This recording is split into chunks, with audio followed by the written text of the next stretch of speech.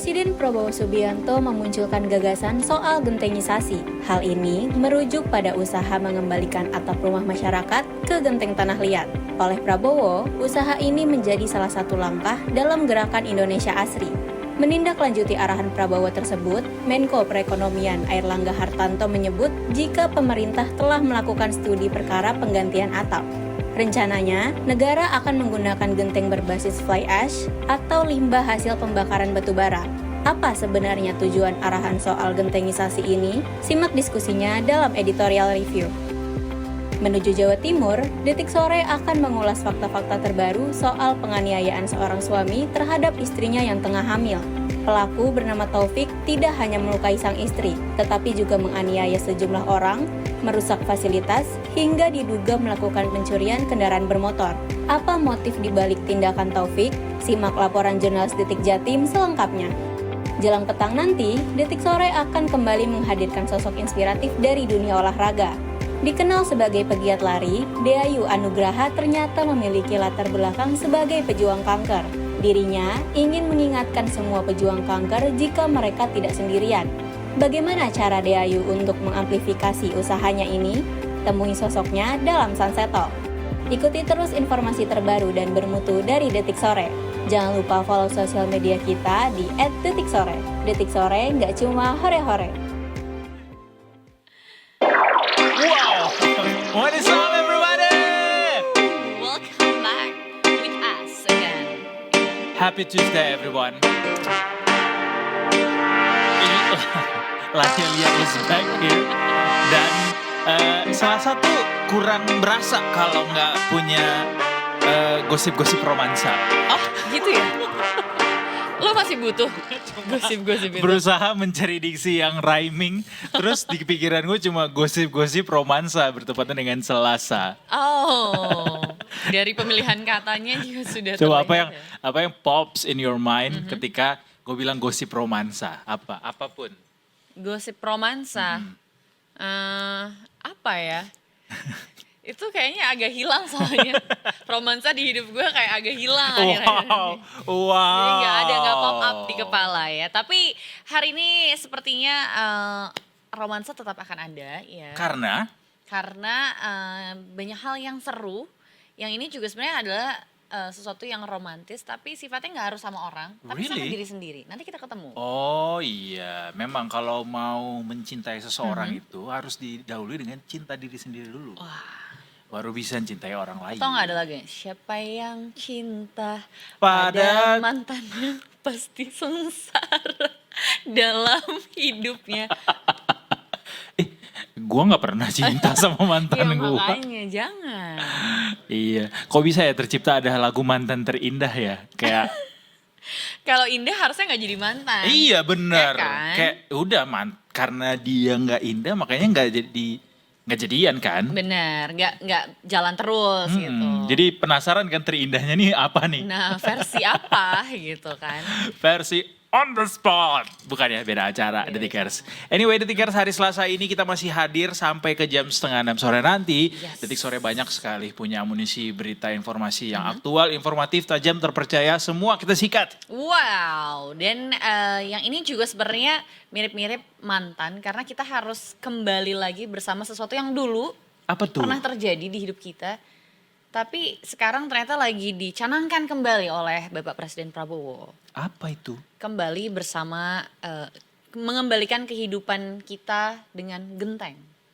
Oh alias iya, gentengsasi. ini salah satu yang kemarin disampaikan ketika Pak Prabowo menyampaikan pidato pada rapat koordinasi antara pemerintah pusat dan daerah. Tuh. Beliau sebut tuh gentengisasi. Nah, sebenarnya headline di mana-mana sih, tapi mungkin orang banyak lupa apa sih yang sebenarnya substansi dari gentengisasi yang disampaikan sama Pak Prabowo ini. Aya akan jelasin. Silakan. Jadi guys ya, seperti yang kita tahu kan sebenarnya dulu tuh memang perumahan atau rumah-rumah di Indonesia memang basically ya pakai genteng kan. Genteng yang dibakar itu yang warnanya Bukan orange. seng ya? Bukan seng. Nah harapannya sebenarnya gentengisasi ini adalah suatu aktivitas untuk kembali lagi memunculkan atau mengembalikan orang-orang yang mungkin hidupannya itu dari membuat genteng gitu. Oh Jadi gitu. iya, jadi kan di beberapa daerah Indonesia sebenarnya pengrajin tanah liat ini memang masih besar ya gitu, masih banyak sekali gitu. Kehidupannya juga memang masih bergantung pada aktivitas ini gitu. Dan dirasa ini sudah menurun setelah munculnya seng lah akhirnya di Iya, kehidupan iya. masyarakat Indonesia gitu. Jadi kalau yang dikutip nih ya dari Bapak Presiden Prabowo di mana katanya saya ingin semua atap Indonesia itu pakai genteng. Jadi nanti gerakannya adalah gerakan proyeknya adalah proyek gentengisasi seluruh Indonesia katanya gitu. Alat-alat genteng itu, alat pabrik genteng itu tidak mahal. Jadi nanti koperasi-koperasi Merah Putih akan kita lengkapi dengan pabrik genteng. Genteng itu bahan bakunya dari tanah dan dengan dicampur dengan beberapa zat limbah lainnya bisa ringan dan kuat. Katanya seperti itu. Ini nanti akan kita bahas lebih dalam lagi ya sama Detik Betul. Property soal kenapa sih dulu kita sempat ganti dari genteng ke seng gitu dan Benar. apa kurangnya, apa lebihnya daripada penggunaan genteng ini. Termasuk juga gue jadi penasaran apakah ketika kita pakai seng tuh jadinya lebih banyak produk impornya daripada bikinan lokal. Yes, gitu. Dan apakah jauh lebih banyak kebaikannya mungkin kalau kita memang kembali lagi dengan genteng ya, gitu. Selain ya tadi mengembalikan memang kehidupan masyarakat Indonesia yang memang ya pendapatannya dari tanah liat, dari pembuatan genteng I gitu kan. see. Selain tapi kan itu kan hanya satu pihak ya. Tapi bagaimana kita sebagai pengguna nih gitu. Kalau di rumah lo, Gue pakai seng.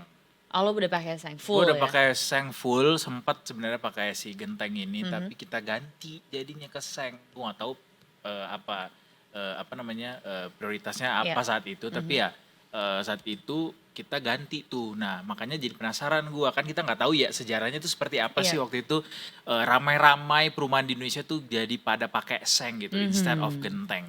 Dari secara harga juga kita pengen telisik gitu, apakah jadinya bisa lebih murah bahkan itu.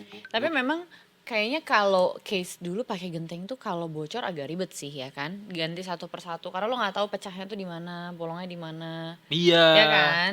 Jadi Gue kayak masih mengingat sih bagaimana bokap gue jatuh dari atas suatu lagi bener gitu. Serius? Terus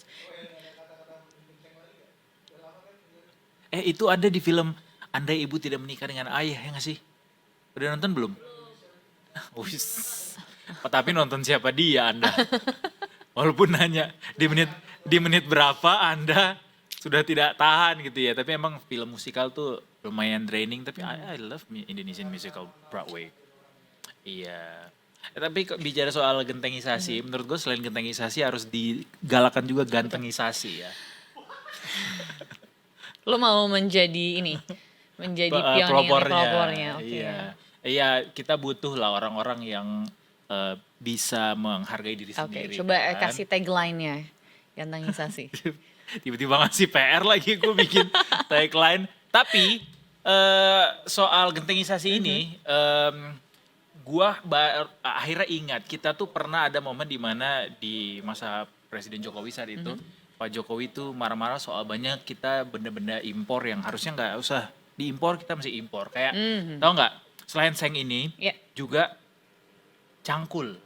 Kita tuh banyak banget cangkul impor dari China. Cangkul yang dalam. Betul. Biar menjadi modal Di kan. kebun kita Iya, gitu. Ya, tapi memang sih banyak mungkin yang dulu itu sebenarnya diganti ya itu tadi ya, Ya. demi mengurangi lah hal-hal yang mungkin merugikan Indonesia. Ternyata in this economy gitu kan, ternyata kembali lagi di tahun ini banyak hal-hal yang mungkin malah harus kembali lagi ke masa-masa sebelumnya. Ganteng, betul. Nanti kita bahas di editorial review ya Detiker semuanya lebih dalam lagi. Yang juga pengen gue kasih tahu ke Detiker semua, ini salah satu berita baik mestinya ya. Karena di tengah orang banyak sekali yang juga akhirnya merasa terancam atau bingung atau cemas gitu karena desas-desus soal si virus Nipah ini. Wakil lagi. Pemerintah Provinsi DKI Jakarta yang disampaikan oleh Gubernur DKI Jakarta Pramono Anung menyampaikan belum ada hingga saat ini kasus virus Nipah ditemukan di Jakarta. Mudah-mudahan ini juga berlaku untuk daerah lainnya karena memang kalau dilihat dari paparan informasi soal si virus Nipah ini sepertinya cukup mengkhawatirkan ya karena fatalitasnya lumayan tinggi gitu. Disampaikan bahwa Gubernur DKI Jakarta meminta Dinas Kesehatan DKI untuk bisa tetap siaga walaupun belum ditemukan adanya satupun kasus virus Nipah di Jakarta, dan ini juga diingatkan untuk masyarakat agar waspada senantiasa terhadap virus ini karena ini adalah penyakit zoonotik berbahaya yang bisa menular dari hewan ke manusia hingga antar manusia. Dan tingkat kematiannya juga tinggi. Dan juga hewan yang membawa virus ini katanya tidak ditemukan dengan ciri-ciri yang punya penyakit. Sehingga agak susah nih dideteksinya. Sehingga harus bisa dicermati gitu. Apa-apa saja yang diperlukan supaya terhindar dari pemaparan virus ini. Jadi walaupun memang nggak perlu khawatir karena dipastikan tidak ada ya, Iya. tapi tetap harus menjaga Mawas daya tahan diri, tubuh betul. ya kan. Terus juga mungkin yang mau perjalanan keluar juga gitu. Jadi memang kasus Nipah tidak ada di DKI, tapi jalan Nipah ada. Tahu nggak ada Ada jalan ya? Nipah? Ada. Di deket arah mau ke Antasari. Oh gitu. Ada. Tahu nggak Nipah itu apa? Apa? Menurut KBBI, Nipah adalah palem yang tumbuh merumpun di rawa-rawa daerah tropis. Tingginya mencapai 8 meter. Jadi dia adalah sebuah pohon. Pohon Nipah. Pohon Nipah. Atau daun Nipah. Daun Nipah ditemukan di pohon Nipah, obviously. Anyway, ya itu Detikers, ada banyak lah. Dicek aja ke detikhealth, detik.com untuk cari tahu seperti apa sebenarnya si virus Nipah ini. Nggak perlu harus jadi fear-mongering gitu ya, atau jadi takut berlebihan atau panik gitu gara-gara si virus ini. Tapi ya senantiasa untuk mematuhi protokol kesehatan sesederhana itu aja. Ya mudah-mudahan bisa memitigasi risiko-risikonya ya. Yes, betul. Dan kita bergeser sedikit ya Kemana? ke kabar terbaru dari sidang kasus korupsi. Siapa nih? Kita udah lama sih sebenarnya ya nggak bahas kasus korupsi. Kalau kita sedang bersama. Oh iya betul. Betul. Mungkin kamu Ditambahkan sama konteks. Iza, tapi kalau kita Iya udah ya? lama. Udah Iya. lama ya? Iya. Udah lama. Soalnya seringnya banjir akhir-akhir ini kita Betul. bahas ya. Bahasnya Korupsi banjir. siapa ini? Ini kasusnya Nadiem. Oke, Karena yang memang Chromebook. ternyata, betul yang Chromebook. Karena ternyata memang masih bergulir. Ini lumayan alot sih memang ya gitu. Dan walaupun sebenarnya kemarin tuh udah berkali-kali dinyatakan tidak ada dana yang masuk sebenarnya gitu. Tapi ternyata memang masih belum ketemu juga nih titik terangnya di mana ada pengakuan tapi dari ex anak buah Nadiem di mana bagi-bagi duit 500 juta katanya. Saksi kasus korupsi Chromebook ini minta duit 225 juta buat beli moge. Wihih. Ini saksinya sendiri nih yang Ini ngomong ya. mogenya udah ditahan belum? Kalau udah ditahan kan ada kemungkinan nanti akan dilelang. Iya, mau beli. Kalau murah beli. Oh oke. Kalau Buat 2 dijual juta. lagi. Kalau 2 juta. Dan pengakuan ini dilontarkan mantan pejabat Direktorat PPK SMA pada Kemendikbudristek, Dani Hamidan Khoir ya, di mana mengaku menerima uang senilai 30.000 US dollar atau sekitar 500 juta dan 200 juta terkait kasus dugaan korupsi pengadaan laptop Chromebook dan Chrome Device Management. Dan hal itu disampaikan Dani saat menjadi saksi terdakwa mantan Mendikbudristek Nadiem Makarim. Jadi langsung dikatakan dilontarkan begitu saja dari Dani ini dan mengaku sudah membagikan uang juga senilai 7.000 US dollar ini ke rekannya yang bernama Suhartono Araham dan Purwadi katanya. Dani juga mengaku menggunakan uang senilai 200 juta untuk membeli 16 laptop staf di Kemendikbudristek dan nilai laptop itu masing-masing senilai 6 juta. I see. Ini jadi makin suspicious ya Yes. ngelihat kasusnya karena ada indikasi penyalahgunaan uang dan juga perilaku konsumtif di situ sehingga kayak wow jadi bertambah nih cerita-cerita baru dari kasus ini. Kita update berita lainnya Detikers. Ini berita gembira menurut gua. Gua cukup shock ketika mendengarkan kabar ini. Ketika disampaikan bahwa Martin Paes berhasil lagi. Iya, berhasil lah ya. It's an achievement karena beliau direkrut sama klub sebesar Ajax Amsterdam. Yes. Lo ini enggak rekognisi enggak Ajax Amsterdam? Pernah dengar tapi nama Tapi klub gue itu? tahu logonya. Oh tahu logonya. Tahu logonya. Justru tahu logonya ya. Gue tahu nama Ajax Jarang Amsterdam tahu. ini tahu. Oh gua. tahu namanya. Tahu. Cuma yang nggak ngikutin Ya, klubnya gua nggak tapi ngikutin tahulah bola, ya. ya, Ya, tapi ya. tahu. You know that this club is exist ya. Ya. Ini adalah salah satu klub besar di Eropa yang punya sejarah besar juga di Eropa. Klub terbesar di Liga Belanda, Ajax Amsterdam, dan wow, Ajax menyetujui kesepakatan untuk merekrut Maarten Pas dari FC Dallas dengan status permanen. Congratulations. Ini adalah kebanggaan buat Indonesia. Ya walaupun Maarten Pas adalah pemain naturalisasi ya, tapi tetap saja beliau adalah kiper tim nasional Indonesia dan pemain tim nasional Indonesia berada di Ajax Amsterdam is beyond my imagination karena nggak pernah kepikiran gitu. Dan Pas sendiri diperkirakan akan menjadi kiper inti di Ajax Amsterdam. Akan menggantikan. Hah? Kan emang dari Belanda Maarten Pas. Emang dia dari Belanda. Dan ini akan menggantikan posisinya si Remco Pasveer yang sudah cabut ke Heracles Almelo. Hihihi. Saat ini Ajax itu ada di urutan keempat klasemen Liga Belanda. Oh, keempat ya. Pasukan Fred Grim ini hanya berjarak 1 angka dari zona Liga Champions dan tertinggal 18 angka dari PSV Eindhoven selaku pemuncak klasemen. Jadi, gue penasaran berapa duit ya mendatangkan dia atau statusnya bebas transfer ya. Katanya sih kontraknya durasinya 3,5 tahun. Oh, lumayan banyak nih. Gaji gede nih Maarten Pas. Ya, congratulations sekali lagi buat Maarten Pas dan Luna Beach ya. Pasangan beliau kayaknya berarti pindah nih ke Belanda ya dari Iya. Amerika ya. Ngikut lah. Lebih dingin mana Amerika sama Belanda? Kayaknya Belanda. Dallas sama Amsterdam. Belanda ya? Iya. Oke. Gak ada korelasi ya Nggak pertanyaan ada. itu memang. Cuma gue cuma Kepo kepikiran aja. kayak apa yang lebih dingin ya. Tapi keren. Keren sekali. Happy ya. Happy. Turut I'm so happy. bersuka cita. Mudah-mudahan ada banyak lagi pemain timnas lainnya, terserah mau naturalisasi atau yang Iya. dari dalam negeri gitu aslinya, yang banyak main ke Eropa, Betul. menyusul Maarten Pas dan teman-teman. Yes, dan bahkan gak cuma di bola sih ya harapannya. Karena memang sekarang udah banyak sebenarnya kan. Ya, Hampir semua olahraga. tuh Megawati Indonesia. tuh. Betul, Megawati. ke Keren. Korsel kan, Tapi lu udah pernah ngeliat dia secara langsung belum? Megawatinya. Iya. Udah, waktu di Kongres PDIP. Gue baru mau bilang bukan yang rambutnya pendek ya.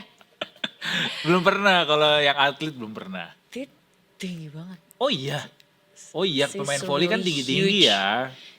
Iya, tapi gue gak expect dia setinggi, Setinggi itu. Lebih dari 2 meter atau nyampe 2 meter enggak? Enggak sih. Tapi tinggi banget. Tapi Ukuran tinggi banget untuk wanita perempuan, Indonesia yes. cukup tinggi ya. Betul. Ya. Banyak kan kabar ternyata hari ini ya Banyak. yang menyenangkan. Akhirnya tidak tentang banjir saja ya di Ya. ibu kota ini. Dan ada apa lagi Edo? Walaupun lo bilang tidak hanya tentang banjir saja, tapi yet still we have to let the Tickers know tentang satu hal ini. Ada 3 bibit siklon yang masih mengintai Republik Indonesia. The Tickers. Ini sebenarnya ketika akhir tahun kemarin kita sempat bilang bahwa ada beberapa bibit siklon yang mengintai wilayah Indonesia. Saat ini masih ada lagi nih. Mungkin ini ada hubungannya dengan atau relasinya dengan kondisi cuaca kita beberapa hari terakhir ini ya yang hujan mulu. Jadi kata BMKG ada 3 bibit siklon yang terbentuk di titik dan waktu yang berbeda. Di antaranya ini ada bibit siklon tropis 92S yang mulai terbentuk sejak tanggal 2 alias kemarin. Bibit siklon ini diprediksi akan memicu gelombang tinggi di Samudra Hindia Barat, Lampung, dan Bengkulu. Kemudian ada bibit siklon tropis 94W, ini juga terbentuk di hari yang sama, lokasinya berada di sekitar Laut Filipina, Utara Papua, dan prediksinya bibit siklon ini tidak berdampak pada cuaca ekstrim atau gelombang tinggi di Indonesia. Kemudian terakhir adalah bibit siklon tropis 98P yang mulai terbentuk di 29 Januari kemarin dan lokasinya berada di Teluk Carpentaria Barat, Australia. Peringatan ini menjadi ancang-ancang buat kita bahwa sepertinya kita masih akan dihantui sama cuaca-cuaca yang cukup ekstrim gitu, walaupun ada beberapa bibit yang katanya tidak berpengaruh terhadap cuaca ekstrim, tapi ya selalu sedia aku sebelum hujan. Sedia payung dong. Kalau sedia kamu buat apa? Buat Detik Sore. Oh iya dong ya, biar hujannya nggak sendirian ditemenin sama Laelia dan juga Eduardo Simorangkir. Habis ini kita akan balik lagi di Detik Sore. Gak cuma hore-hore.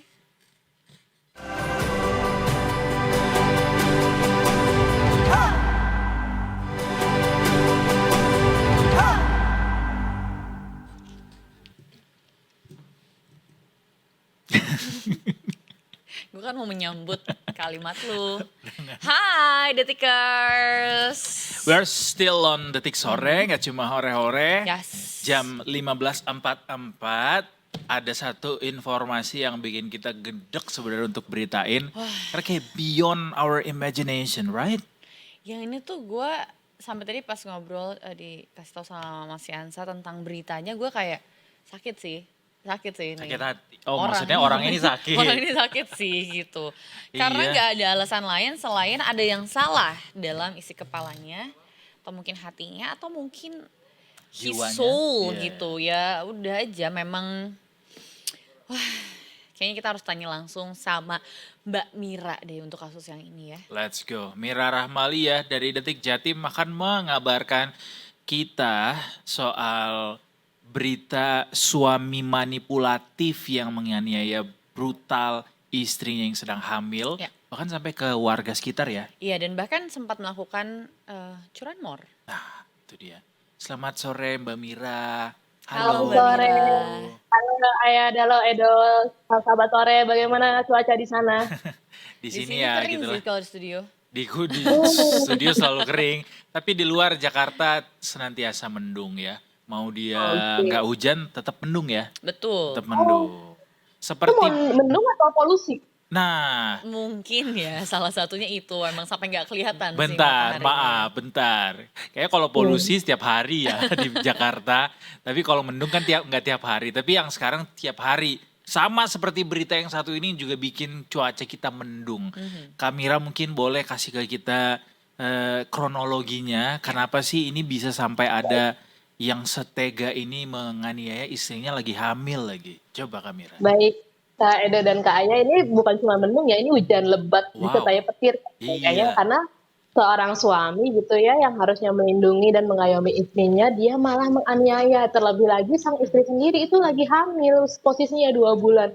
Mungkin kalau misalnya Kak Ayah juga seorang wanita ya, ngerti banget kalau misalnya lagi hamil trimester awal itu wanita tuh badannya nggak karu-karuan rasanya. Nah, kronologinya itu jadi terjadinya pada Sabtu 31 Januari kemarin, di mana katanya mereka pasangan muda ini, si pelaku ini berumur 25 tahun, sedangkan korban yang menyumpahkan istrinya itu berumur 23 tahun, jadi bisa dibilang masih muda ya keduanya. Itu mereka cekcok, urusan ya biasalah yang namanya rumah tangga kan pasti memang ada ya pertengkaran satu dua hal, namanya dua kepala disatukan dalam satu rumah pasti ada aja ketidakcocokan ya. Lalu kemudian si suami ini mengambil pisau dan melukai istrinya. Nah, lukanya itu terutama disebutkan oleh reporter kami di Situbondo ya, bahwa ada di area wajah. Nah, setelah si pelaku menganiaya istrinya, dia panik gitu ya, dia keluar dari rumah. Terus dia ceritanya, dia sempat bohong sama warga-warga yang ada di sekitar situ. Dia bilang dia punya masalah sama orang lain yang berdampak pada istrinya gitu. Nah, itu kemudian dia nggak cuman itu, dia waktu pas kabur itu, entah kenapa dia juga jadi ikutan ngamuk gitu ya ke orang sekitarnya. Dia dalam pelariannya menganiaya pemilik toko kelontong serta seorang pemuda di tempat rental PlayStation tanpa alasan yang jelas. Terus dia juga mengambil paksa sepeda motor milik Syarifuddin di sebuah warung kopi. Nah, dengan sepeda motor itu dia kemudian pergi ke rumah ayahnya. Nah, di ayahnya dia bohong lagi, dia bilang dia lagi bermasalah sama seseorang. Nah, warga yang mengejar si pelaku ini kemudian berkumpul rame-rame, yang videonya lumayan viral itu ya di media sosial. Dan geram gitu loh dengan pelaku, dan ayahnya yang kemudian juga terpengaruh oleh si pelaku. Tapi si ayahnya ini sebenarnya juga korban juga dari si juga. pelaku. Iya, Iya, iya. Jadi sebelum kehadiran polisi gitu ya, sempat mau dihajar massa. Untungnya polisi sempat datang dan mengamankan pelaku begitu. Jadi ngamuk aja gitu ya? Semua orang dilawan gitu ya? No reason Ya, ya. kayak orang apa ya, terlalu marah gitu ya, meledak-ledak gitu tanpa memikirkan akibat dan konsekuensinya. Jadi nggak cuman istrinya kemudian dia menganiaya orang lain gitu ya, terus juga mengambil sepeda motor. Jadi rentetan pidananya banyak nih sebenarnya. Mhm, mhm. Makanya kayak kok bisa ya ada orang kayak gitu? Tapi yang jadi perhatian kita bersama adalah kok bisa dia menganiaya istrinya yang masih 23 tahun Hmm. itu dan lagi hamil pula 2 bulan. Kan gila banget nggak sih? Sudah Aduh. diketahui kah penyebabnya kenapa beliau sampai bersikap seperti itu kepada sang istri? Nah, kalau dari pelaku sendiri kan saat ini sudah ditangkap ya dan sudah diamankan. Mhm, Waktu itu dia sempat berkilah kalau dia lagi ada masalah sama orang, terus jadi istrinya tuh kena gitu ya. mhm. Tapi ternyata setelah penyelidikan polisi, motif awalnya ternyata diduga masalah ekonomi. Tapi siapa sih yang nggak punya masalah ekonomi nowadays nggak sih kakak-kakak ya Iya, kan? Ari, betul. Ya, oh. tapi uh, it's not the reason maksudku ya nggak bisa lah itu jadi alasan penganiayaan istri dengan dan kan istrinya sampai luka ya. Mhm, Sekarang jadi kondisinya sendiri yang korban yang lagi hamil 2 bulan itu mengalami luka serius terutama di wajah dan saat ini masih menjalani perawatan di rumah sakit. Kasihan banget, Kak. mhm. Tapi kan ini bahkan sampai dibilang suami ini manipulatif gitu. Apakah warga sekitar mengenal suaminya ini memang orang yang kurang menyenangkan gitu di sekitar rumahnya atau memang makna manipulatif ini ya karena itu tadi dia bohong sama semua orang gitu, pindah ke rumah orang tuanya juga bilangnya bertengkar sama orang lain atau memang mungkin sudah kelihatan sebenarnya sama tetangga nih kalau emang ini warganya kurang Problematik menyenangkan. gitu ya, Kak, Iya, ya? betul. Mhm. Nah, kalau kita belum dapat keterangan itu ya, Mhm, mungkin nanti bisa mhm. kita, follow up lagi. Ya. Tapi memang manipulatif yang kita maksud di artikel kita itu adalah karena dia constantly berbohong gitu loh, dari Hmm. awalnya dengan keluarga. Kenapa? Mungkin karena pertengkarannya terdengar ya oleh warga di sekitar rumahnya gitu, terus warga kemudian bertanya kenapa, terus dia bilangnya, punya masalah sama orang lain, jadi istrinya kena, padahal ternyata memang mereka pertengkaran domestik yang dia menyikapinya berlebihan gitu ya. Ya pasti ya sangat berlebihan karena dia sampai menggunakan kekerasan ya. Ya. Kita, paham sekali kalau misalnya dalam rumah tangga pasti ada, pertengkaran gitu. Tapi kan kita tidak pernah membenarkan kekerasan yang ada di dalamnya kan. Nah, Mhm. kita Betul. bilang dia manipulatif karena itu, dia kemudian constantly berbohong, ke setiap orang yang dia temui. Hmm. Sampai-sampai dia kemudian juga menganiaya pemilik toko kelontong, Mhm. orang yang lagi ada di rental PS, tambah dia nyuri motor orang, kan ya Iya, iya, ampun. iya. Emang dia Berdasarkan problematik. keterangan Mhm. dari keluarga barangkali atau mungkin tetangga, apakah pelaku ini sebelumnya juga punya riwayat emosional seperti ini atau seperti apa sebenarnya sehari-hari pelaku bersikap, Kamira?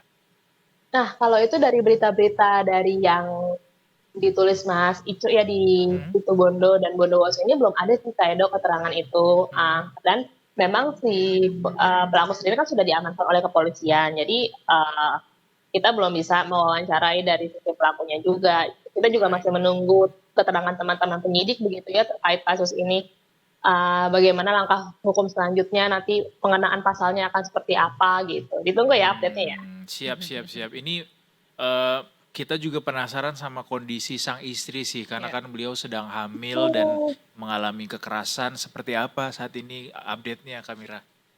Nah, update terbaru memang karena lukanya cukup serius ya, tidak hanya di wajah tapi juga di beberapa bagian tubuh seperti tangan, pundak katanya sekarang jadi lagi menjalani perawatan intensif karena kan sedang hamil di awal muda itu kan atau di trimester awal itu kan sangat riskan ya Hmm. untuk mengalami masalah di kandungan gitu. Jadi makanya kemudian sang korban langsung dilarikan ke rumah sakit untuk mendapatkan perawatan intensif dan ngeri banget ya dilukainya di bagian wajah. Bagi wanita tuh wajah tuh kan sangat vital sekali ya. Mhm. Kok sampai setega itu gitu loh. Karena di beritanya Mas Icu itu ditulisnya bahwa yang sangat serius gitu ya lukanya ya di bagian wajah itu Kak Aya dan Kak Edo. Makanya Iya, kami iya. turut bersedia karena ternyata kasus KDRT di Jatim itu 2 hari ini tuh lagi melonjak. Jadi kita mencatat ada 3 Oh kasus KDRT gitu. di Jatim. Selain di Situbondo ada 2 kasus di Blitar yang bahkan akibatnya tuh sampai fatal Kak. Itu baru yang ke discover ya. Ya. Belum kalau yang nggak Betul. ketemu gitu ya, ya, ya. Iya. Tapi yang pasti saat Pokoknya ini pelaku sudah mm, diamankan, jadi mm, situasi sudah kondusif begitu ya. Betul sekali, pelaku sekarang sudah diamankan dan sedang menjalani penyelidikan dengan teman-teman kepolisian. Jadi sudah kembali kondusif dan untungnya juga korban sudah mendapat perawatan yang dia butuhkan ya setelah kejadian ini, dan kami juga berharap ini jadi kejadian terakhir begitu ya, karena melibatkan kekerasan dengan orang terdekat, udah gitu juga ada penggunaan senjata tajam, ditambah juga ada perilaku pidana lain. Jadi kayak ini orang emang ngeri aja gitu ya, dia kok Tapi soal ya masalah bisa kejiwaan begitu yang barangkali dialami oleh pelaku itu juga belum bisa terkonfirmasi ya sampai saat betul ini belum ya. bisa terkonfirmasi karena memang kembali lagi sang pelaku tuh masih diselidiki juga ya Kak Edo. Iya, iya. Ada Tapi anak ya lain kah nah ini beliau? juga kita belum spot on ada anak lain dari pasangan tersebut ya. Tapi Hmm, yang kita tahu si istrinya lagi hamil 2 bulan. Dan masih muda sekali nggak sih mereka 25 dan Ya 23 23. tahun gitu. Iya. seumuran aku sih. Makanya, Waktu hah? kapan? Kok sih? Berapa Kenapa tahun yang nggak lalu? percaya sih? Tapi mungkin ini juga akhirnya jadi apa ya, salah satu peringatan mungkin ya kenapa akhirnya menikah itu memang harus butuh mental yang sudah stable Betul sekali. karena alasannya ini ya. Betul. Betul Betul. ya Mbak Mira Kalau karena misalnya mau direkap ya, kan tadi aku sebut ada 3 kasus KDRT ya. Jadi 2 lagi itu terjadi di Blitar. Kasus pertama itu ada seorang istri yang ditemukan tewas bahkan dengan kondisi tubuh penuh luka lebam dan diduga dianiaya oleh suaminya. Polisi masih mendalami sih sebenarnya, dan jenazah korban juga sudah dievakuasi. Nah, yang kasus kedua juga terjadi di Blitar, itu ketika seorang istri dilaporkan dianiaya suaminya setelah cekcok dipicu aktivitas siaran langsung di media sosial TikTok. Oke.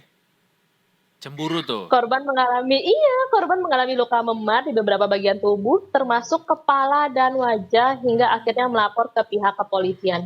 Sepele banget kan Kak Edo dan Kak Aya? Apakah Lu ini ngebayangin juga nggak? muda-muda berarti pasangan yang Nah, mengalami kasus ini ini?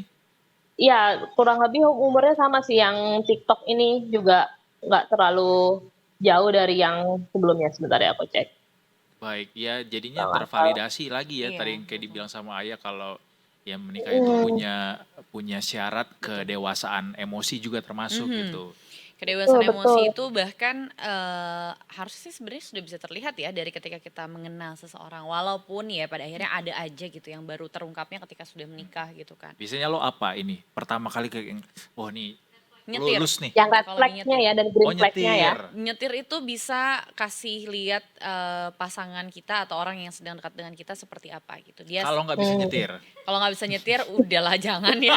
Kalau itu lebih ke survival mode-nya bahkan nggak jalan Agak ya. sulit ya. Kalau itu. Siapa tahu dia pakai supir, driver nanti. Oh mungkin ini ya cerita-cerita yang ternyata dia adalah seorang CEO. Gimana Oh Kak iya, by Mira? the way, dia benar yang di Blitar juga kasusnya pasangan muda karena si korban umurnya 19 tahun dan pelaku 18 tahun. Tuh kan masih kinyis gitu. Kinyis-kinyis.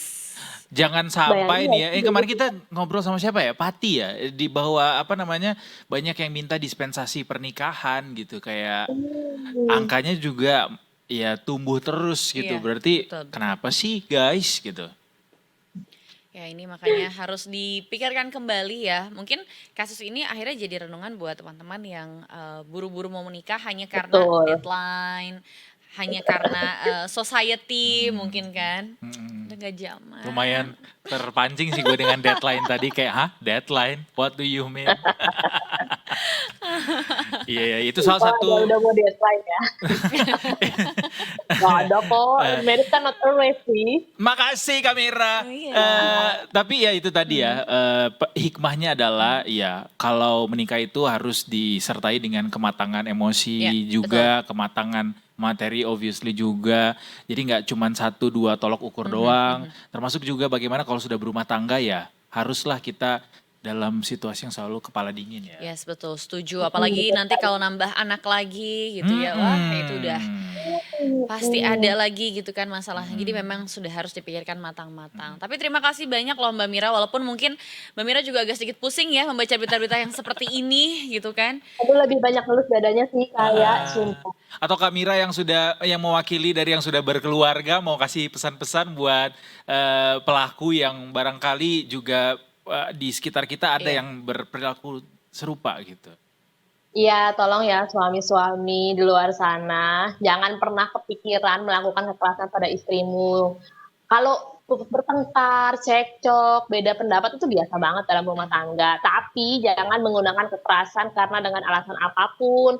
Ya bertengkar aja, adu mulut, udah terus selesai.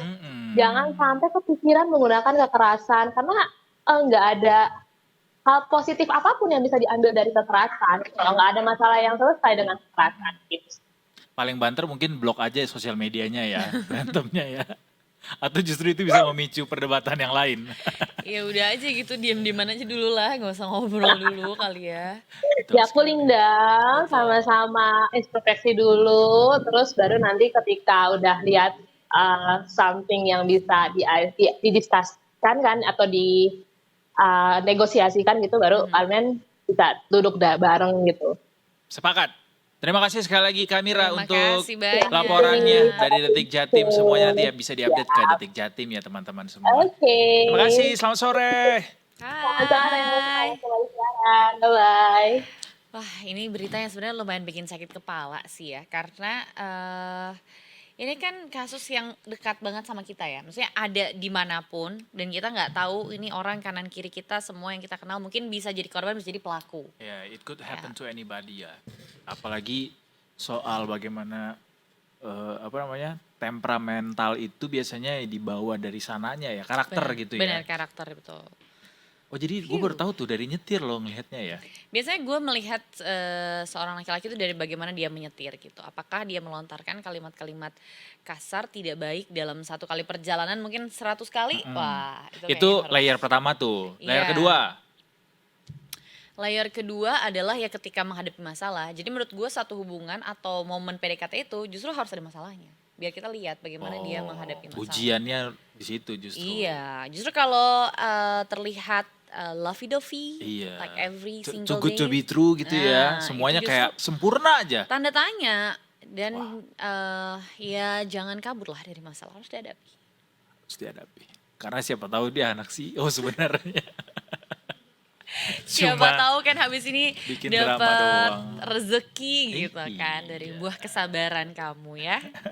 Kita tinggalkan Situ Bondo, kita akan menuju ke pergentengan duniawi alias gentengisasi yang kemarin sempat disampaikan sama Presiden Prabowo bersama dengan Detik Property. Tapi abis ini Detikers. Abis ini. Tapi nggak tahu abis ini langsung ke sana atau enggak ya. We still have a bunch of surprise for you. Tetap di Detik. Gak cuma hore-hore.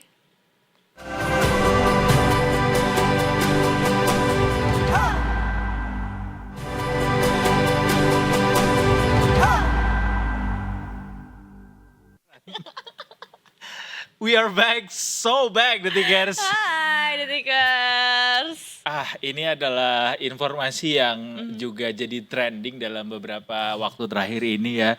Karena banyak banget juga para ahli yang berkomentar pada akhirnya gara-gara kayak kenapa Indonesia harus masuk organisasi atau perkumpulan yang diprakarsai sama Presiden Amerika Serikat Donald Trump yang tujuannya untuk membangun ulang kembali Palestina atau Gaza. Tapi di dalamnya justru nggak ada Palestinanya gitu. Justru yang ada Israelnya gitu. Ini memang jadi apa ya, kasus yang sebenarnya tuh udah banyak disuarakan juga sama masyarakat Indonesia ya. Karena setiap ada permasalahan yang serupa tuh pasti heboh tuh kita kan di Ya. sosial media. Terus nanti redup lagi, terjadi lagi, heboh lagi. Ini Jadi gimana sih soal kelanjutannya? ini ya soal Board of Peace yang kemarin BOP itu sempat kita ikuti seremoninya untuk masuk ke dalam anggota ini ketika Presiden Prabowo melakukan kunjungan ke luar negeri ya. Saat itu dalam rangka juga termasuk dia ke Inggris, ke Swiss juga ada World Economic Forum di sana. Nah, soal ribut-ribut Indonesia masuk Board of Peace ini, Presiden Prabowo Subianto akhirnya menggelar pertemuan dengan ormas Islam di Istana Jakarta untuk membahas alasan pemerintah bergabung ke dalam organisasi ini. Istana berharap semua pihak menerima dan memahami poin-poin yang akan disampaikan. Ini diungkapkan oleh Mensesnek Prasetyo Hadi sebelum pertemuan di Kompleks Istana pada hari ini, hari Selasa. Pras mengungkap pemerintah memaklumi adanya perbedaan pendapat terkait bergabungnya Indonesia ke Board of Peace atau Dewan Perdamaian. Jadi katanya begini, bukan resistensi ya, mungkin masih ada kebedaan pandangan yang mungkin itu karena belum tersampaikan secara utuh. Apa yang melandasi keputusan dari Bapak Presiden, keputusan pemerintah, termasuk di situ kan ada yang poin-poin yang diatur di dalam Board of Peace ini. Jadi perlu disampaikan secara komprehensif terkait bergabungnya Indonesia ke Board of Peace ini seperti apa, dan diharapkan setelah adanya pertemuan ini nanti akan ada pemahaman dari para ormas Islam ini. Diketahui ada 40 orang yang diundang dalam pertemuan ini, selain pimpinan ormas Islam ada juga pimpinan pondok pesantren sampai juga tokoh muslim. Yes, tapi kalau dari lu bagaimana Dari gue tanggapannya? gimana? Kalau gua sih, ini kan sependek pemahaman yang gue lihat dari pemberitaan ya, bahwa Indonesia masuk Board of Peace, kemudian Board of Peace ini didirikan sama Amerika, kemudian diisi oleh sejumlah negara lainnya, tapi in a way negara-negara Eropa pada nolak masuk ke sini. Nah, ini didirikan untuk ya dalam rangka untuk merekonstruksi kembali Gaza dan juga ya memperbaikilah istilahnya yang sudah hancur di Gaza dan sekitarnya ini.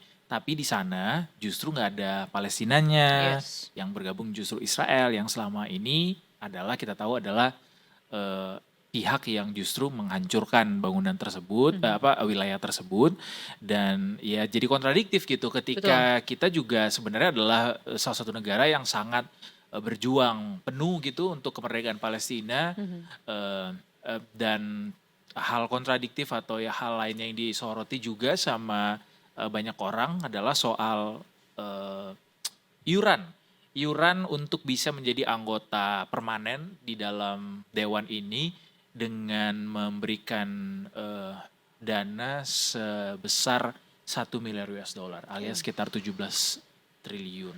That is a big number for us in this economy.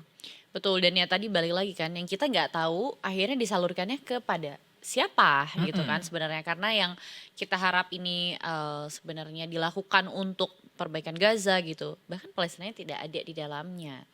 Jadi ya investasi bodong. Hopefully no ya, karena kan kalau istana bilang kan ini simpang siur memang diwajari ada perbedaan pendapat gitu, karena mungkin belum didengarkan apa sebenarnya POV dari Indonesia sampai masuk ke dalam anggota ini gitu. Mudah-mudahan yang kita harapkan adalah mudah-mudahan semua prasangka buruk kita soal masuknya kita ke dalam dewan ini bisa dibantah sama pemerintah dan bisa dibuktikan juga bahwa ini adalah langkah tepat untuk bisa mendukung pemulihan Gaza sekaligus juga kemerdekaan Palestina kan. Yes. Ya semoga kita tunggu saja update-nya akan seperti apa. Pasti akan selalu diupdate juga di Detik News ya. Betul sekali. Kalau boleh diupdate dikit lagi ya, ini ada informasi juga soal kedatangan sejumlah tokoh ini sudah dimulai dari jam 1 siang tadi. Salah satunya yang ditemukan atau dilihat begitu di lokasi adalah Wakil Ketua Umum Majelis Ulama Indonesia Khalil Nafis yang katanya juga akan menyampaikan sikap resminya ke Prabowo mewakili organisasinya, tentunya dalam hal ini adalah MUI, dan juga ada Sekjen MUI Amir Syah Tambunan yang mengatakan perlu langkah konkret untuk mendukung kemerdekaan Palestina dan ingin pemerintah menyuarakan penuh dukungan tersebut. Ada banyak tokoh-tokoh lainnya juga, mulai dari perwakilan PBNU ada, dari MUI tadi juga sudah disampaikan, bahkan sampai tokoh Muslim Tionghoa juga, yaitu Baba Alun atau Yusuf Hamka juga hadir di istana pada hari ini. Gitu Detikers. Nanti akan kita update secara berkala ya, seperti apa hasil dari pertemuan para tokoh Muslim ini bersama dengan Presiden di istana dari sejak siang tadi. Sambil kita update berita-berita yang lain juga, seperti berita satu ini akan dibawakan oleh Aya.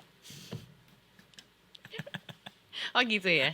Gitu kita mainnya. Begitu mainnya. Kalau yang sekarang ada berita yang mana nih Edo? Itu loh yang cuti-cuti loh. Yang cuti-cuti. Tapi senang ya kalau mendengar cuti lagi tuh ya, kayak Wah, ada tanggal untuk bernafas kembali nih. Walaupun cutinya jadi kepotong ya kalau cuti hari besar keagamaan gitu ya. Oh iya sih, betul. Nggak dibayar lagi.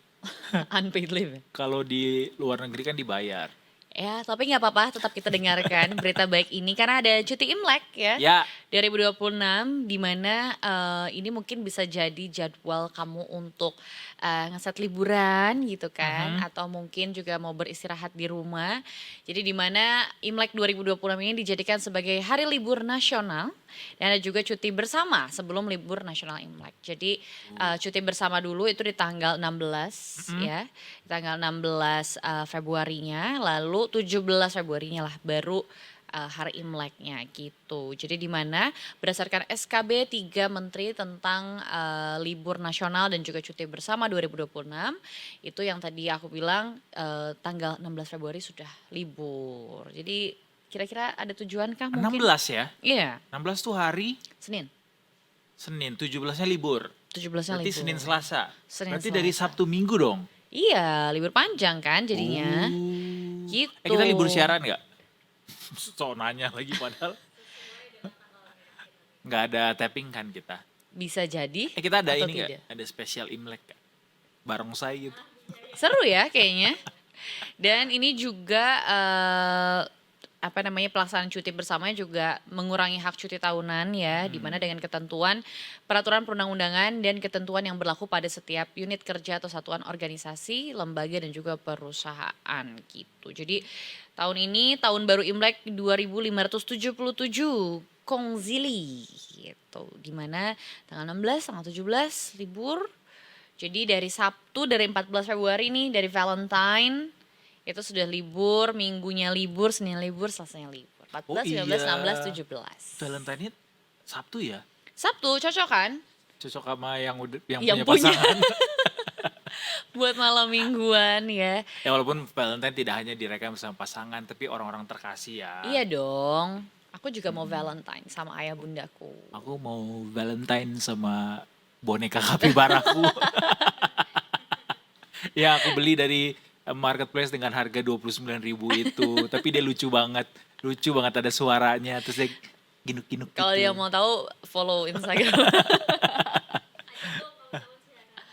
Apa Taruh bonekanya? sini, ya nggak apa-apa ya. Oh bisa. Nanti gua cantumkan link afiliasinya ya. Pada beli ya, Yang dengar semua terdaftarnya ya. ke lu kan? Iya, Lumayan. iya lumayan. Lu gitu nggak? Afiliasi-afiliasi itu nggak? Lumayan tahu katanya. Iya, Walaupun gua nggak katanya pernah melakukan itu sih. Katanya seru dan mudah. Cuman tidak gue lakukan aja. Kan bisa, lu bisa menggait banyak orang untuk beli dong guys. Bener, gue tuh bisa nge-review dikit-dikit lah sekalian. Cuman gak dikerjain aja. Aku kan fokus sama Detik Sore. Ayah tuh nggak suka ngerjain, yang suka dia dikerjain. Ya, banyak dia.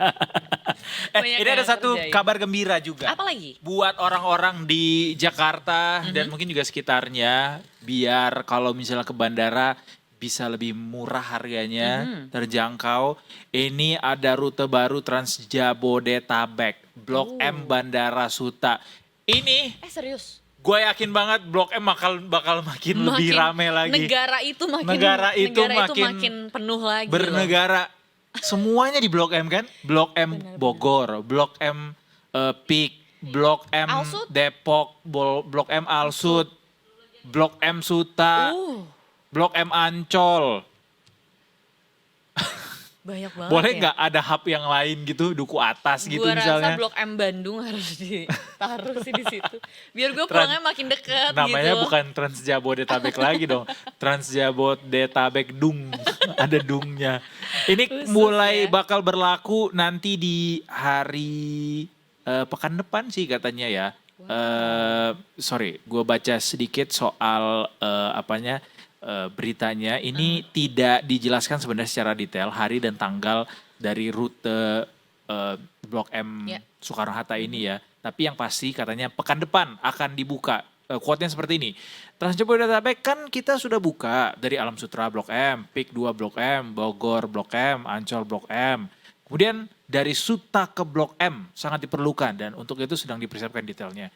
Gue pengen banget lagi ini kayak lo kalau mau jalan-jalan ke bandara, chill di sana kan nontonin pesawat Betul. terbang gitu Betul. dengan biaya Kayaknya akan gue berapa coba rupiah? minggu depan. Cepet juga lu. Langsung. Gue ada kebutuhan ke sana. Oh langsung ini ya, first pile apa istilahnya ya? Pokoknya armada pertamanya Yes, langsung betul. dicobain ya. Harus dicoba Ngantri pas dong. itu.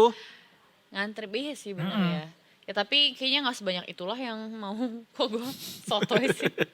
Ih, murah banget tahu, harganya cuma 3.500. Iya, itu kenapa gue sangat cinta dengan Jakarta. Jakarta, TJ dan semuanya Iya. ya. Karena murah banget loh dan serba mudah ya. Jadi memang gue rasa ya apa namanya, gue mau ngomong Apa? sih. Trek-trek Ya, yang mobilitasnya jauh itu jadinya emang gampang. harus makin banyak lah, Iya. gitu. Tinggal ini apa? Usulan dari Ayah tadi adalah Blok M Bandung ya, Bandung. atau Blok M Cimahi sekalian. Itu lu naik travel aja. Ya kalau Cimahi apa sih transportasinya? Angkot ya? Sebenarnya ada yang kayak gini. Ada. Ada. Bus Tapi ini gitu. bawaan dari Bandung, jadi dia keliling Oh, Bandung keliling tuh apa Bandung namanya? Raya. Trans Trans Bandung. Transmetro Bandung. Cuma pasti nggak sebanyak Transjakarta ya Betul, armadanya. ukurannya juga lebih kecil karena kan Lebih sesuai kecil. jalanan ya, Iya, gitu. iya. Dan tapi kalau nggak salah lansia tuh gratis deh. Masih Harganya gratis. berapa kalau nggak gratis? 2.500 atau 3.000 Hah? gitu. Murah cuy. Bandung ke Cimahi ada? Iya, karena kan Bandung Raya dia. Oh, Jadi- Cimahi itu masuknya Bandung Ya Raya. sebenarnya udah kota administratif, Ah. udah berbeda tapi ya akhirnya masuklah salah satu tracknya Atau ini Transmetro Bandung. berhenti di titik terdekat dari Cimahi atau memang berhenti di Enggak, Cimahi? jadi dari salah satu titiknya dari Kota Baru Parahyangan itu di Kabupaten Bandung Barat. Terus ke kabupatennya juga ada, Kabupaten Bandungnya juga ada, ke alun-alun Kota Bandung juga ada. Banyak ya. Harusnya diperbanyak tuh kalau emang bisa. Sempit jalanannya, Iya Pak. lagi. Banyak warga Bandung tuh nggak. Ya mungkin juga karena keandalan dari transportasinya itu sendiri yang pada akhirnya Iya. orang jadinya nggak pakai ya. Tapi orang tua gue salah satu Pengguna? penikmat dan Oh. pengguna. Jadi mereka sering banget kayak weekend gak tau mau ngapain, kita jalan-jalan aja yuk gitu. Naik itu dari ujung ke ujung kan. Ya, mereka nanti tinggal turun-turun kalau mau main dulu, makan dulu gitu. Tuh ada pertanyaan, tempat hangout favorit di Cimahi di mana? Enggak, dia tanya di Bandung loh. Lo kenapa sih ada sentimen pribadi apa sih dengan Cimahi? Lo gak boleh gitu sama Mojang Cimahi. Enggak. Justru kita harus mengenalkan Cimahi ini apa sih? Cimahi ini Tuh apa sih? kan, lo punya sentimen pribadi sama kota gua. Itu tempat Apa-apa hangout favorit di Bandung, Bandung. atau mungkin di Cimahi juga boleh lah. di Bandung sebenarnya Yang lagi happening sekarang. yang lagi happening sekarang ya. Jadi banyak banget sebenarnya kalau di Bandung tuh kayak berapa ratus meter ya pasti coffee shop, tempat makan Waduh, gitu. gak kehitung tuh ya. Gak kehitung. Sebenarnya gak akan ada kebingungan sih untuk lo memilih ya tempat makan di sana. Tapi gue kasih Satu kalau nama tempat rekomendasi yaitu Ya. di eh, Kopi Moyan. Udah pernah belum? itu terlalu orang Jakarta datang ke Bandung. Oh iya, iya. Itu bisa ketaker ya. Itu ngantri banget, jangan. Orang Bandungnya justru nggak datang ke sana. Ada DU namanya. DU. DU, namanya DU Coffee. Dia tuh punya banyak cabang sebenarnya. Nah, jadi dia punya yang pionirnya tuh ada di Pati Ukur, yang besarnya ada di Dago. Oh DU tuh singkatan DU dari. tapi. Oh, Nulisnya DU. D.U. As in kayak Deus Machine gitu. Yes. Oh. Tapi bentar lagi dia akan hadir di Jakarta juga dan di Bali. Ya kayak just another kopi apa tuh yang dari Bogor? Wheels. Bukan. Apa? Yang dari Bogor yang banyak banget kopi nako ya. Oh, Kopi Nako. Iya. Tapi beda, lo harus cobain. Masa sih? Kayak Wheels juga sama tuh dari Bandung, tapi sudah ada di Bintaro kan akhirnya sekarang. Mungkin nanti kalian mau berantapin yang sudah disebut namanya. Tolong, dekat kampus atau Politeknik kok nyarinya kampus. Oh gampang ya. Tapi gue suka kopi Moyan. Tetep. Ngantri loh. Gue pernah, iya ngantri. Ih, gue sih ampun Tapi dengan cepet ngantrinya. kok. Pelari semua di sana.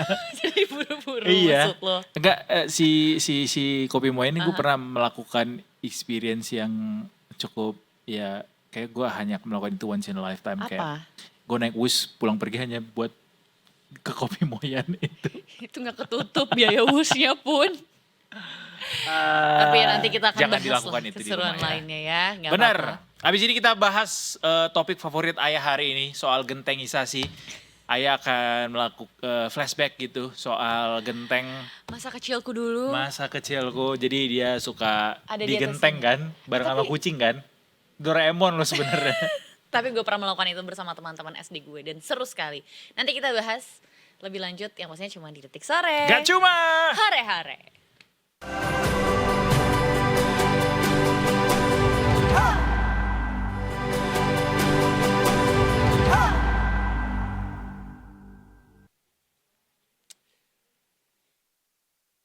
You're still watching Detik Sore. Gak cuma hore-hore.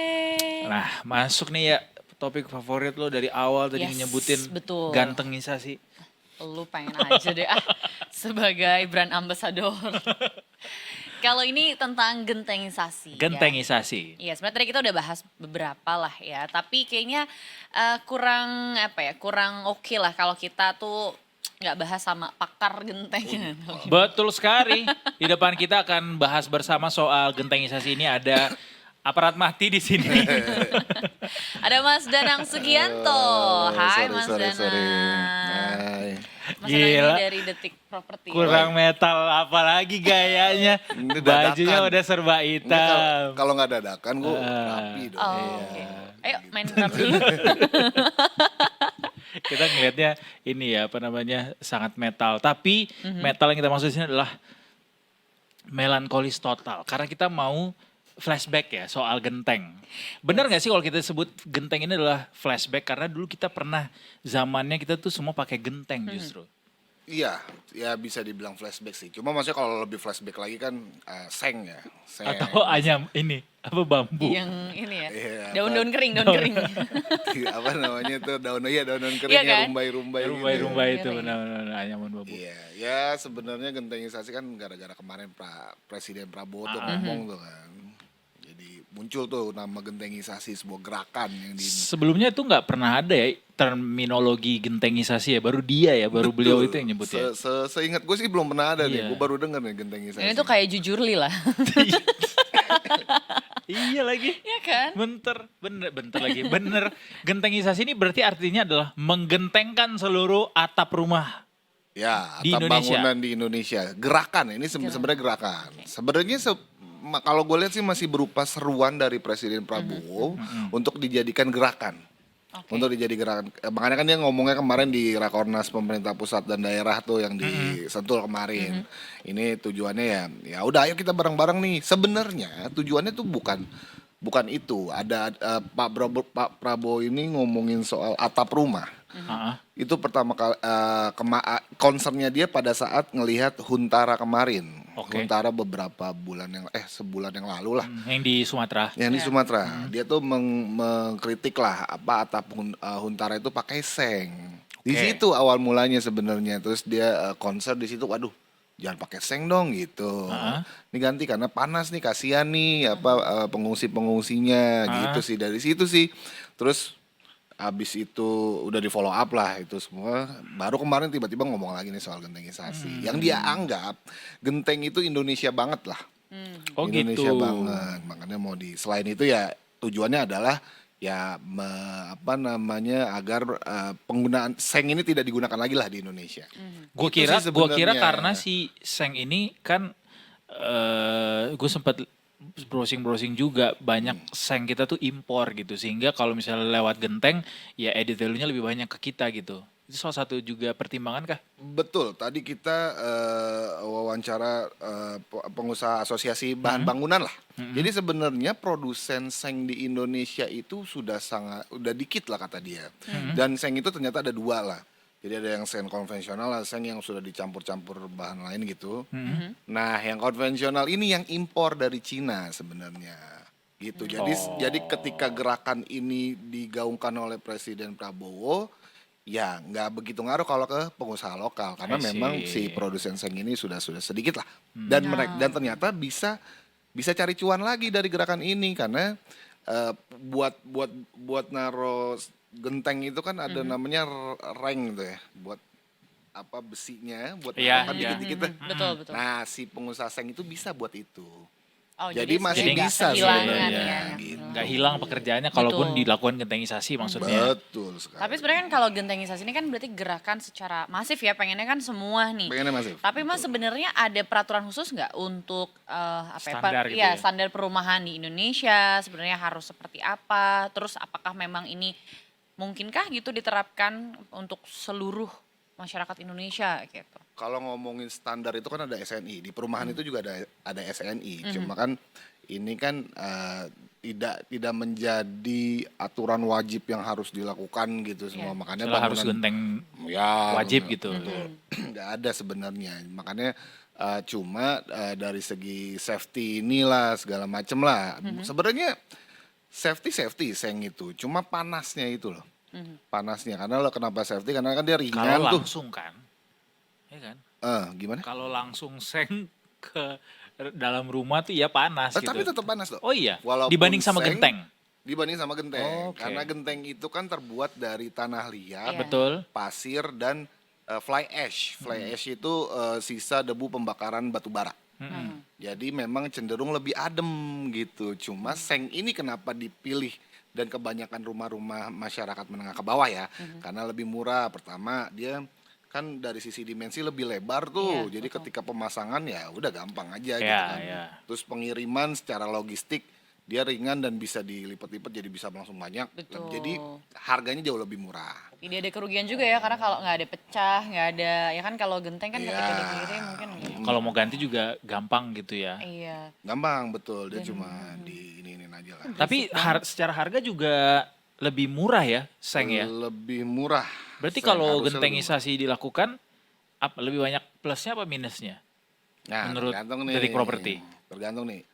Kita nggak ngomong detik properti dulu ya. Misalnya dari sisi pemerintah nih. Oke. Kalau dari sisi pemerintah ini selain tadi ya kalau Pak Prabowo kan concern pertama ngomong estetika lah. Estetika biar kelihatannya lebih bagus gitu kan Betul. karena Secara estetika emang kayaknya genteng lebih bagus ya. lebih bagus. Terus kan ada 4 warna tuh biru, terus biru Ungu. dongker, ungu sama Gua terakota. Ungu nggak ada ungu. Gue kira Terakota ada sama ungu. apa gitu 4 lah. Terakota iya penjelasannya. pasti ada. Terus apa namanya? Jadi nantinya walaupun kan Pak Prabowo punya program Koperasi Merah Putih nih Iya. yang tersebar nih sampai ke desa-desa dan segala macam. Nah, nanti Koperasi Merah Putih ini akan dibekali menjadi produsen genteng. Gitu, akan ke dibekali situ akan dibekali alat-alat buat produksi genteng. Oh kemarin tuh sekalian disampaikan seperti itu. Disampaikan seperti itu. Berarti konsepnya tuh bukan yang tiba-tiba ada dong, Nang.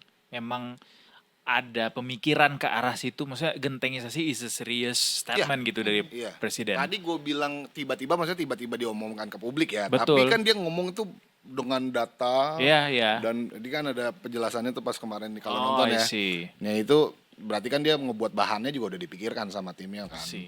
Jadi ini bukan ya Sembar- baru berupa gerakan tapi udah serius lah, gerakan yang serius. Enggak Mungkin ya. omon-omon doang. Enggak omon-omon doang.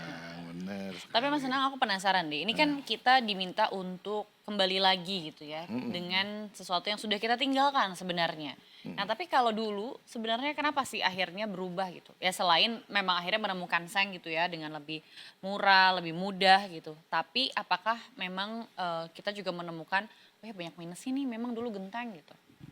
Enggak juga sih sebenarnya perubahan itu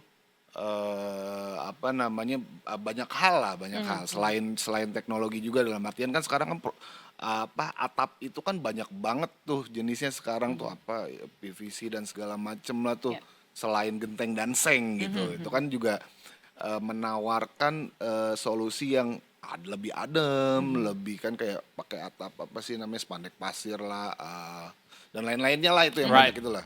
Gitu. Jadi sebenarnya ya balik lagi sih ke kalau dari pernyataan Presiden Prabowo yang kita baca ini adalah dia merasa bahwa genteng ini jati diri Indonesia.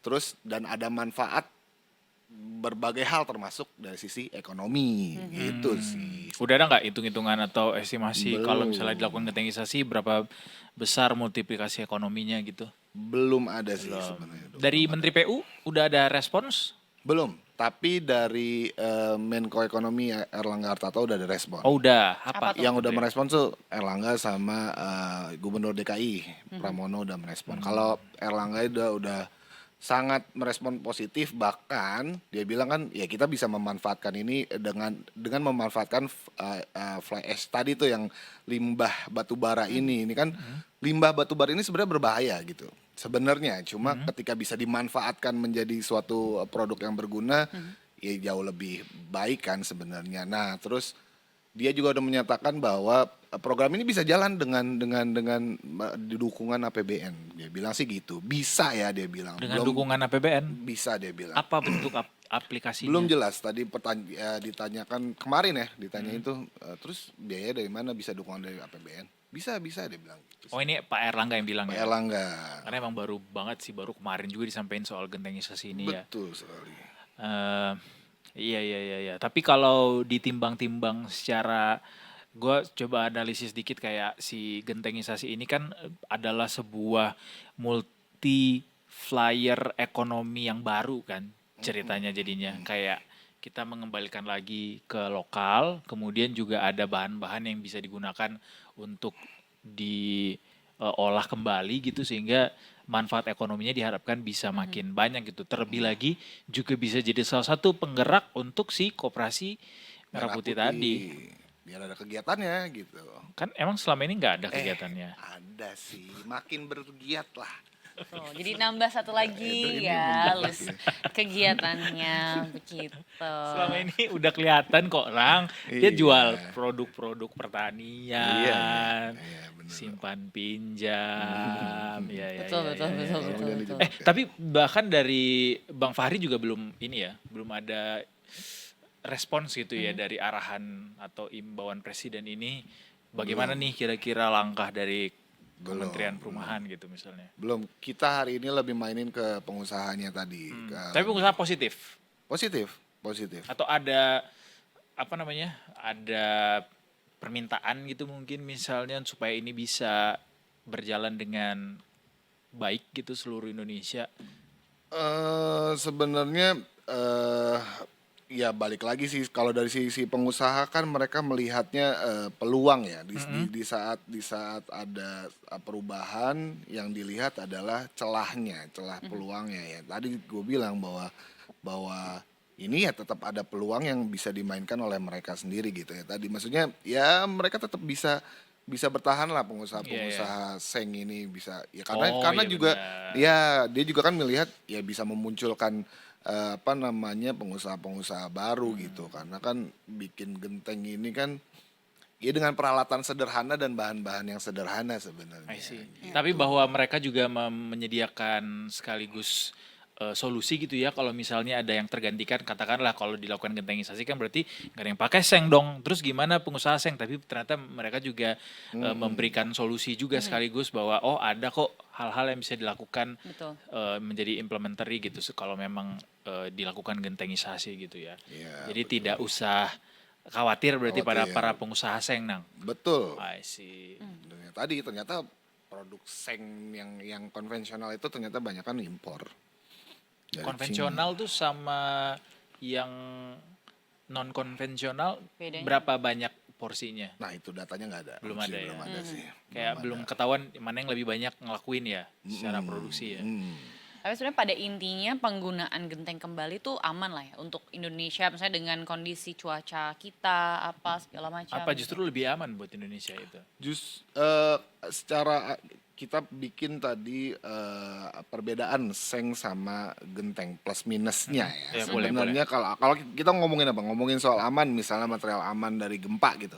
Seng itu sebenarnya lebih aman. Oh gitu. Kenapa? Oh material Karena gempa. ringan, sebenarnya lebih ringan. Ya. Gitu. Cuma memang atap seng ini ya kalau lagi musim hujan kayak gini nih, kita ngomongin keamanan lagi ya, mudah bocor. Udah terbawa angin. Mudah terbawa angin, betul. Sering lagi video-videonya yang Tapi tidak menutup kemungkinan juga genteng tuh kebawa angin kalau angin ribut. Iya, benar. ya sih. Dia mudah berkarat juga kan, seng itu. Tapi kan. bakal jadi lebih murah nggak? Maksudnya bisa sama harganya kah atau jadi ya beban baru nih buat masyarakat kalau semuanya jadi genteng, walaupun ini bukan bukan kewajiban ya harus enggak. pakai genteng gitu. Nah itu gue nggak bisa jawab pasti kenapa. Kalau misalnya posisinya sekarang gitu tanpa ada gerakan atau program dari pemerintah, ya lebih murah ya tentu sengnya. Karena pertama secara dimensi kan dia lebih lebar tuh. Cuma beli beberapa lembar mungkin dia bisa nutupin satu pos atau sisi gentengnya dia. Ya. Iya.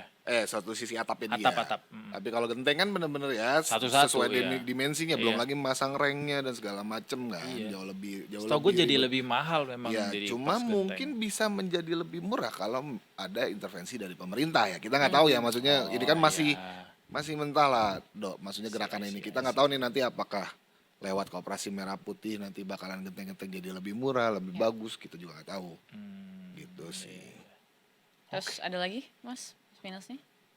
Kalau kekurangannya itu ya pertama gempa sih ya. Genteng itu kalau gempa itu ya bakalan runtuh satu-satu dan cukup berbahaya walaupun sebenarnya bahannya dia itu nggak perekatnya itu kan tadi dari fly ash itu ya. Jadi nggak dari semen. Kalau semen kan perekatnya bener-bener ketika lo nimpa kepala ya bakal sakit banget ya. Tapi kalau seng itu enggak, tapi tetap aja berbahaya.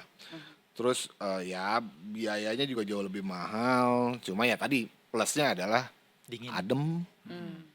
Ya, kayak rumah nenek kalian pada masih pakai genteng Gua nggak? atap rumbia sih Nang. Kirain malah nggak ada atapnya. Udah nggak ada Nang, udah dijual warisannya. Sedih banget jadinya. Tapi berarti Mas program ini tuh dirasa efektif mungkin akan dijalankan kapan? Karena kan tadi yang Edo bilang juga ternyata ini serius ya gitu datanya Iya, juga iya. dilihat apa dan berarti kan gerakan yang memang akan terjadi nih gitu. Nah ini kita sebenarnya masih nunggu lah apa yang bakalan diimplementasikan pemerintah lewat gentengisasi ini karena kemarin itu baru berupa gerakan. Apakah gerakan ini kan juga masih kita nggak tahu nih. Ini kan dia ngomong di depan para pimpinan daerah-daerah nih.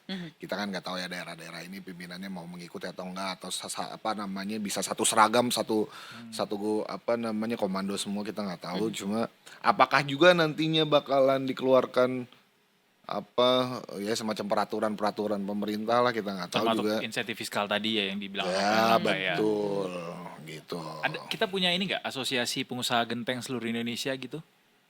Tadi gue cari harusnya sih ada ya. Oh, Cuma ada ya? nemunya adalah asosiasi pengusaha bahan bangunan. Gue tuh soalnya kalau di ekonomi atau di properti itu suka nemu asosiasi yang ternyata Ya, ada ada. perkumpulannya. Asosiasi Tapi pengusaha biasa harusnya apa ada gitu sih ya. Pengusaha sarang burung walet tuh ada tuh. Tapi Mas Danang kan tadi Mas Danang udah cerita juga kalau sekarang kan nggak cuma genteng sama seng sebenarnya kan ada UPVC itu Iya, kan ya ada banyak lah spanduk ya. pasir dan Betul, segala itu kan macam. karena perkembangan teknologi nih. Tapi berarti kalau kita mundur ke genteng apakah itu jadi kemunduran teknologi atau gimana? Iya Itu sebenarnya kan- retro. Bukan kemunduran, retro Back to bro. 90s. Vintage. Iya karena kan tadi kan yang gue bilang kan genteng ini punya kekurangan ya. Nah produk-produk baru ini sebenarnya mengisi kekurangan produk-produk atap yang sebelum-sebelumnya sebenarnya seperti itu. Kalau dibilang kemunduran, ya mungkin itu kemunduran. Tapi kalau demi Tapi citra kayaknya Indonesia gitu. intinya Pak Prabowo tuh pengen lebih banyak pakai genteng deh gitu ya. Ya sebenarnya bukan Nggak itulah, harus tapi genteng lebih semua. ke sengnya. Sebenarnya concernnya Pak Prabowo tuh seng. Karena Menghilangkan dia penggunaan hilang ya. seng, iya sebenarnya itu. Bukan yang atap-atap jenis oke. yang lain ya. Iya. Concernnya Berarti apa mungkin sih? kalau yang lain ada kelebihannya gitu mungkin lebih baik di daerah-daerah tertentu juga digunakan ya kan. Mungkin bisa jadi opsi. Berapa banyak Nang rumah di Indonesia yang pakai genteng? Besok ya gue hitungin satu-satu ya tuh ya. Kayak di Besok. Bekasi aja tuh kayaknya berapa tahun nggak kelar deh gue ngitungin. Ya udah. Terima kasih Bapak Danang Siap, Sugianto, terima kasih Wakil banyak. Redaktur Pelaksana Detik Properti yang sudah hadir di sini / gitaris Valenda / Jangan warga Bekasi / Ini dulu. Jangan Gini disebut-sebut dong. Ini dulu. mana nih kameranya nih? Udah. Oh kita ke NTMC dulu ya? Yes, Oh, iya, kita iya. ketemu dulu sama Brigadir Sarah nih ya. Katanya ketemu sama Brigadir Sarah ya, seng. Cie, Karena tadi kita ngomongin seng ya. Ini kayaknya baru deh Brigadir Sarah. I just heard her name. Selamat sore Brigadir Sarah. Selamat sore Kak Edo dan Kak Aya. Selamat sore, Brigadir Sarah, Bang Dulnya mana? Brigadir Sarah nih sepertinya masih gerimis ya di sana ya. Boleh mungkin langsung dilaporkan saja kondisi jalanan terkini. Silakan. Ya tentunya kondisi arus lalu lintas pada jam bubaran aktivitas perkantoran pada sore hari ini sudah mengalami peningkatan volume kendaraan, baik untuk kendaraan dari arah Sudirman yang akan mengarah ke Monas ataupun juga Harmoni ini masih dalam keadaan kondusif, ramai lancar. Tentunya sudah terlihat peningkatan dan perlambatan kecepatan terhadap kendaraan-kendaraan yang melintas ini. Dan harap antisipasi pula terhadap persempitan jalur dikarenakan pada kawasan yang mengarah ke Monas masih terdapat pembangunan MRT. Dan untuk kendaraan dari arah Sudirman yang akan berbelok mengarah ke Tamrin ataupun juga Tanah Abang juga masih dalam keadaan kondusif, ramai. Terlihat peningkatan volume kendaraan yang didominasi oleh kendaraan pribadi dan juga roda 2. Selanjutnya untuk arus lalu lintas dari arah Monas ataupun juga Harmoni akan berbelok menuju ke Cikini atau Menteng maupun lurus ke arah Sudirman juga sudah mengalami peningkatan volume kendaraan dan tentu akan terus bertambah. Dan kondisi cuaca saat ini baru saja diguyur oleh hujan, jadi antisipasi bagi yang akan berkendara dengan roda 2 harap waspada dengan selalu membawa kelengkapan seperti jas hujan, namun untuk menghindari jenis ponco karena rawan tersangkut pada jir motor kendaraan. Dan juga pastikan sebelum Anda berkendara melintasi kawasan ganjil genap untuk memastikan kembali plat nomor kendaraan Anda ini sudah sesuai dengan tanggal yang berlaku pada hari ini. Apabila tidak, silakan mencari jalur alternatif lainnya. Dan saat Anda berkendara, pastikan Anda berkendara dalam keadaan yang prima, tidak dalam kondisi mengantuk ataupun juga tidak melakukan aktivitas-aktivitas yang dapat mengganggu konsentrasi Anda saat mengemudi. Dan jangan lupa untuk mengecek kembali kondisi kendaraan Anda, patuhi rambu lalu lintas yang berlaku, jaga batas aman kecepatan kendaraan, dan jaga jarak aman kendaraan untuk keamanan selama berkendara. Dan untuk informasi tentang kondisi arus lalu lintas, tentunya dapat menghubungi call center kami di 1500669 ataupun melalui SMS Center di 9119. Stop pelanggaran, stop kecelakaan, keselamatan untuk kemanusiaan, salam presisi, kembali ke Kak Edo dan ke Kak Aya. Terima kasih Brigadir Sarah. Sore-sore makan cimol bojot AA, terima kasih Brigadir Sarah. Brigadir Sarah jangan sampai kedinginan ya. Hati-hati di jalan dan juga selamat bertugas kembali. Sampai jumpa lagi. Dari Brigadir Sarah kita kembali ke studio dan break dulu ya. Karena habis ini kita akan bergabung bersama sosok inspiratif yang berjuang menghadapi penyakit yang jadi momok di seluruh dunia, yang juga harinya itu akan kita rayakan besok ya. Betul, kita rayakan lebih dulu nanti hari ini, sekarang nggak lama lagi nih ya. Betul. Bareng sama yang cantik. Betul sekali. Sesaat lagi Detikers, tetap bersama kami di Detik Sore. Nggak cuma hore-hore.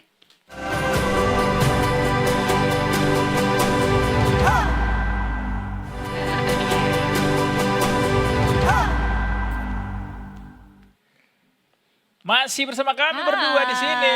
Yes. Dan kali ini tadi kan sudah ada Mas Danang ya, sudah bergeser Mas Danang. Kali ini bersama yang cantik di depan kita. Nah, tadi kan rocker ya kita nyebutnya ya, metal gitu ya. Ini kayaknya lady rocker nih. Lady rocker, karena ya. jaketnya juga kulit kan. Pakai leather hitam jacket lagi, benar. ya. Wah. Tapi ini hebat banget karena kita akan bahas semua yang seru tentang Mbak Dea. Betul ya? Iya. Hai Mbak Dea Ayu. Ada Dea Ayu Anugrah, seorang pelari yang sangat kuat bersama dengan segala macam rintangan kehidupan ya. Udahlah, rintangan kehidupan sudah sebesar itu rintangannya. Beliau nambah lagi rintangannya dengan berlari. Berlari ya, luar biasa. Ini bukan lagi pelari culture aja ya kalau yang ini. Wah, udah luar biasa. Mbak Dea, ini hari ini kesini lari juga kah? Kebetulan karena hujan jadi tidak. Enggak ya, Iya. memprioritaskan kesehatan terlebih dahulu. Yes, itu yang terpenting. Kak Dea ini hadir di sini karena besok kita akan memperingati Hari Kanker Sedunia atau internasional yang jatuh setiap tanggal 4 Februari. Betul. Dan Kak Dea sendiri juga happen to be salah satu cancer survivor ya, Kak? Bukan, masih fighter. Oh, masih Saya fighter, masih cancer pengobatan. fighter. Yes. Wow, please Kak Dea kasih tahu ke kita how do you find peace gitu di dalam menjadi seorang pribadi yang menjadi seorang cancer fighter ini, dan kemudian juga pada akhirnya menemukan lari sebagai salah satu sumber kekuatan justru. Ya, oke. Basically sih aku memang udah lari ya sebelum aku divonis kanker gitu kan. Nah, ketika aku divonis kanker, it doesn't stop me to run ya, karena Oke. running itu buat aku karena aku lari kan sekeluarga sama suami sama anak-anakku. Jadi it's a quality time buat aku sama mereka dengan berlari. Dan karena aku berlari, jadi aku jadi semangat Oke. gitu. Semangat untuk aku bisa selalu sehat untuk keluargaku gitu. Oh, jadi di situ filosofinya gitu ya. Yes. Oke, menarik ya. Jadi buat aku gini, karena kalau misalkan kita pengobatan kanker, khususnya kemoterapi, itu tuh ngebikin kita overthinking, I sensitif see. gitu kan, jadi baper gitu kan. Terus abis itu nggak bisa tidur. Nah, dengan berlari itu tuh ngebuat aku tuh pikiran aku tuh jadi nggak overthinking gitu, nggak stres. It's a stress relief buat aku. Oke. Nah, abis itu tidur aku pun tuh jadi lebih nyenyak gitu. Jadi aku bisa tidur minimal tuh kayak sekitar 7 jam per hari. Nah, dalam pengobatan itu recovery is very important. Untuk kita tidur tuh penting banget gitu. Jadi dengan berlari aku jadi bisa tidur lebih nyenyak dan pengobatan aku pun jadi lebih baik. Jadi benar ya tadi pengantar kita bahwa kamu menemukan kedamaian di dalam Yes. berlari ini. Iya, karena aku berlari bersama keluargaku. Aku berlari See. bersama suami dan See, anak-anakku. Tapi nggak ada pengecualian Kak, maksudnya biasanya kan ketika seseorang sakit gitu ya, bahkan ya sakit apapun Iya, ya, iya. pasti kan memilih untuk kayak udahlah diem aja gitu ya, Atau lebih mungkin banyak ada limitasinya istirahat. justru Betul. ya. Nah, apakah memang berlari ini sama dokter ya nggak apa-apa diperbolehkan gitu, atau ada batasan-batasan tertentu? Of course ada perbedaannya ya, sebelum aku pengobatan dan sesudah pengobatan, sedang Oke. menjalani pengobatan. Dulu aku lari lebih cepat, sekarang larinya lari santai aja Oke. gitu. Yang Fun penting run ya? yes, fun run, yang penting happy-happy aja, yang penting dapat keringatnya, yang penting dapat adrenalinnya Sip. gitu kan, dapat semuanya hormon-hormon kebahagiaannya tuh dapat gitu. Dan sekarang pun mulai pengobatan ini pun aku kayak lebih listen to my body gitu kan, yang nggak terlalu nge-push, nggak perlu harus aku harus PB nih apa segala macam, enggak, yang penting olahraganya dapat gitu kan. Dan abis itu kalau misalkan aku udah mulai capek, udah mulai pusing, aku duduk dulu, istirahat dulu. Jadi lebih banyak, sekarang memang lebih banyak recovery-nya sih, lebih banyak istirahatnya. I see. Tapi yang penting olahraganya, larinya tetap jalan terus I see. gitu. Jadi yang penting gerak sih ya memang Betul. ya, geraknya dicari nih Ini ya. baru berapa menit nih? Kita baru berapa menit langsung ditampar berkali-kali sama Kak Dea lewat pengalamannya ya, bahwa Kak Dea aja yang pejuang cancer gitu masih menyempatkan diri untuk berolahraga, berlari gitu ya. Sementara ya ini adalah ini ya teguran buat kita ya tadi ya. Anyway, Kak Dea, Pasti bisa kok. pasti bisa ya.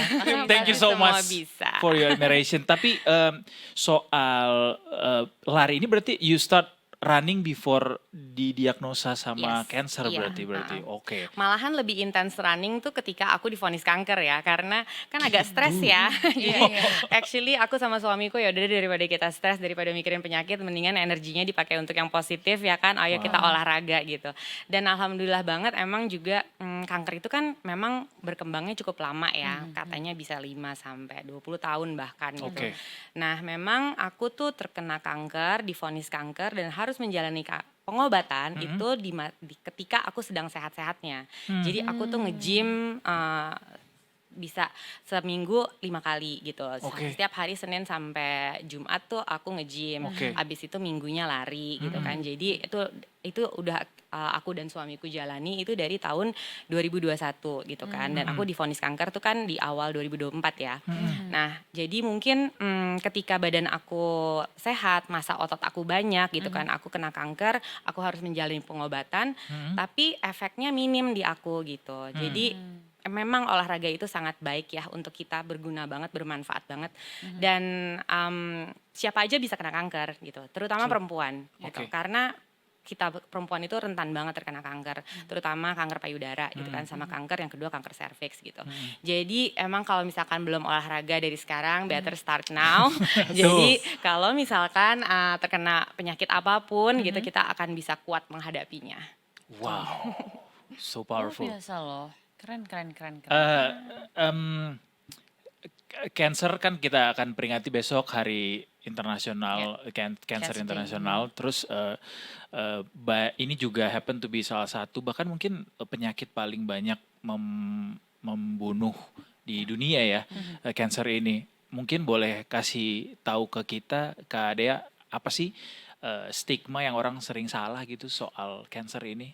Nah itu dia stigmanya ya. Nah itu sebenarnya juga aku pengen ngerubah stigma bahwa sebenarnya nggak usah takut sama penyakit kanker gitu. Karena basically kanker itu kan gini, dia bukan cuman menyerang tubuh loh, dia itu menyerang mental gitu, Psikis ya? pikiran, psikis, dan itu yang paling besar.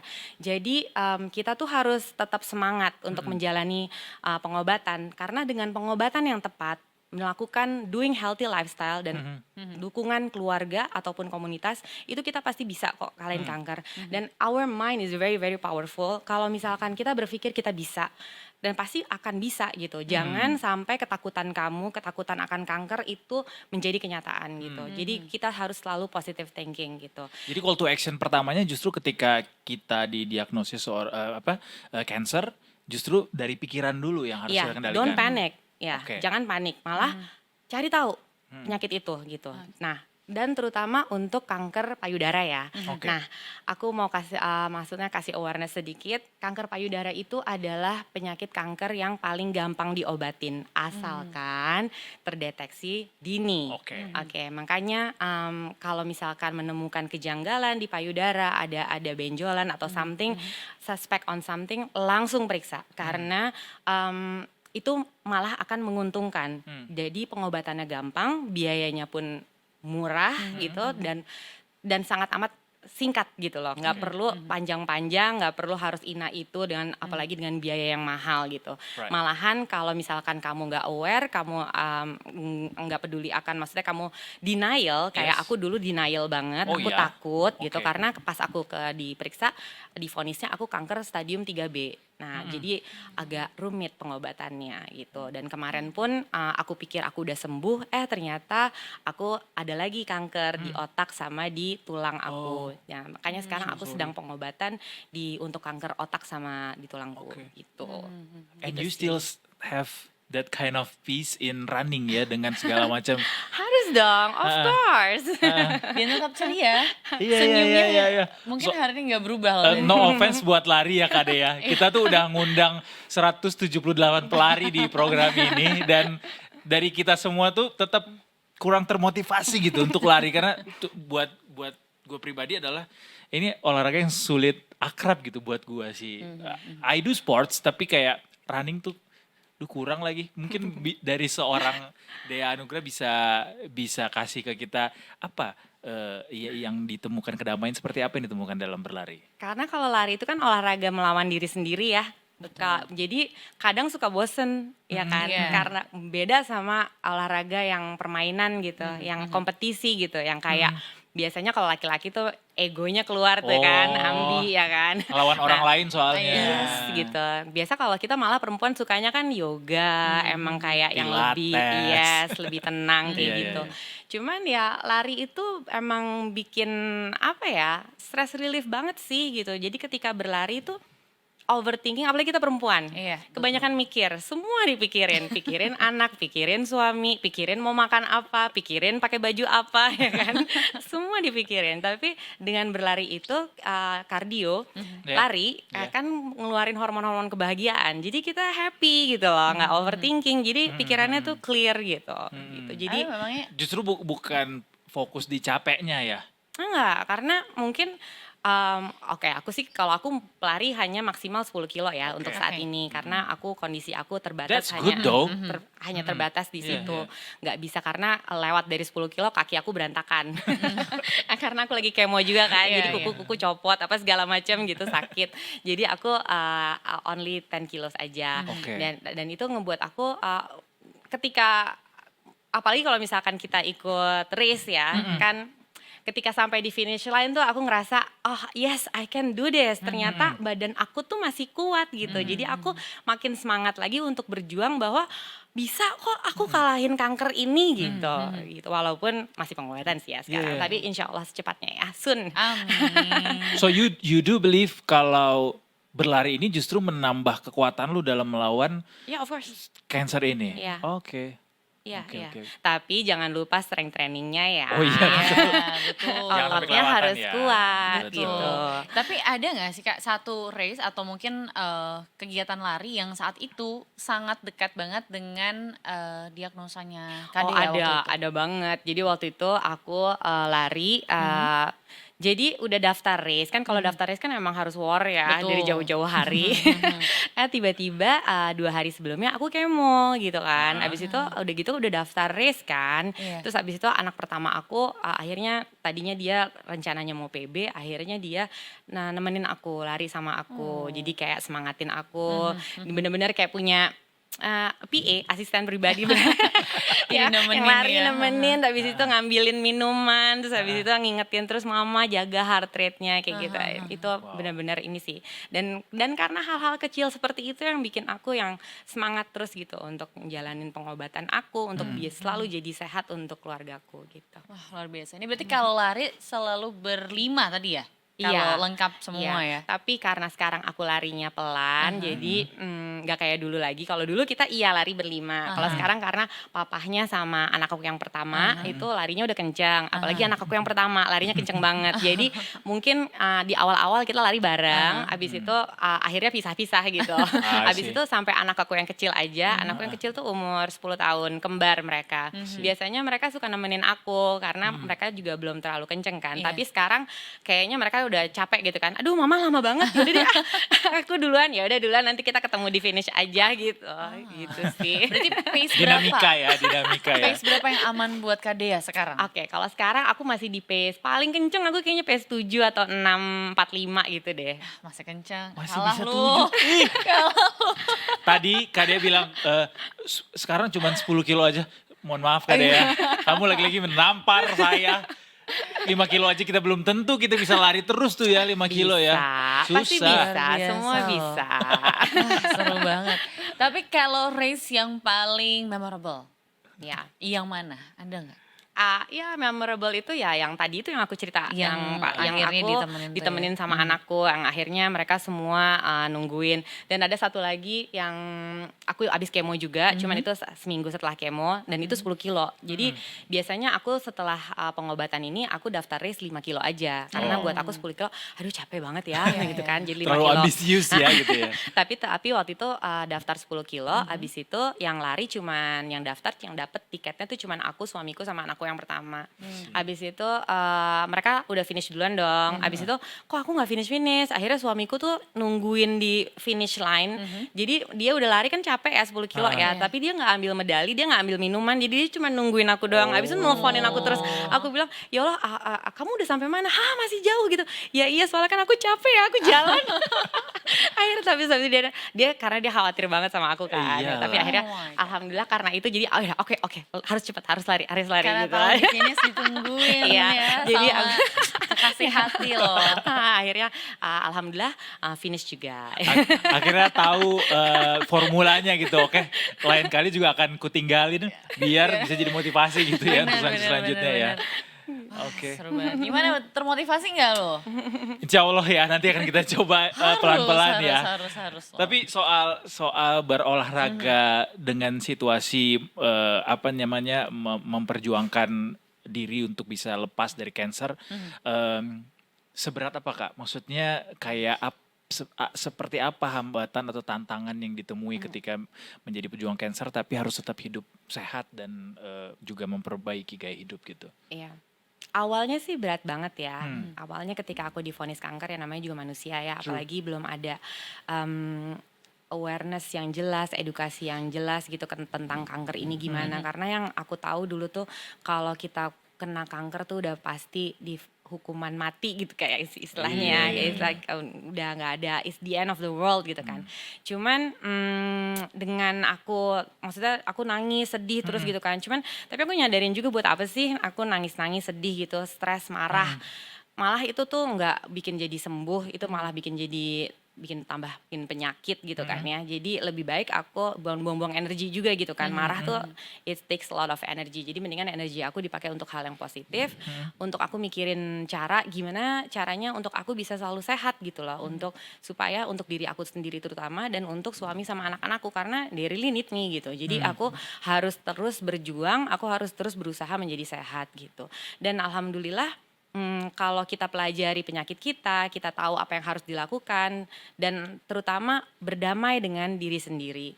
Aku udah menerima, oke, fine, sekarang aku udah ada kanker, ya udah nggak usah dicari-cari kenapanya gitu loh, ya udah dijalanin aja, diikhlasin, serahin semuanya ke Allah gitu kan ya. Tuhan pun nggak akan kasih kita cobaan kok kalau kita nggak bisa. Jadi kita pasti bisa gitu. Jadi kita harus semangat untuk menjalani itu. Sama kita Apapun jadi ya. lebih berpikir positif ya ketika dikasih itu ya. Iya. Iya, Benar. hikmahnya adalah ketika kita dikasih cobaan tuh kita jadinya diminta untuk lebih banyak bersyukur, lebih banyak Karena lihat dari sisi kalau positif. kamu udah dikasih cobaan and you hit rock bottom di paling bawah, kan gak ada jalan lain kecuali ke atas. Benar ya? Betul, Betul. betul. Wow. Seru banget loh hari ini obrolannya. Tapi Kak Dea berarti truth ya, orang bilang kalau lagi banyak pikiran tuh lari aja.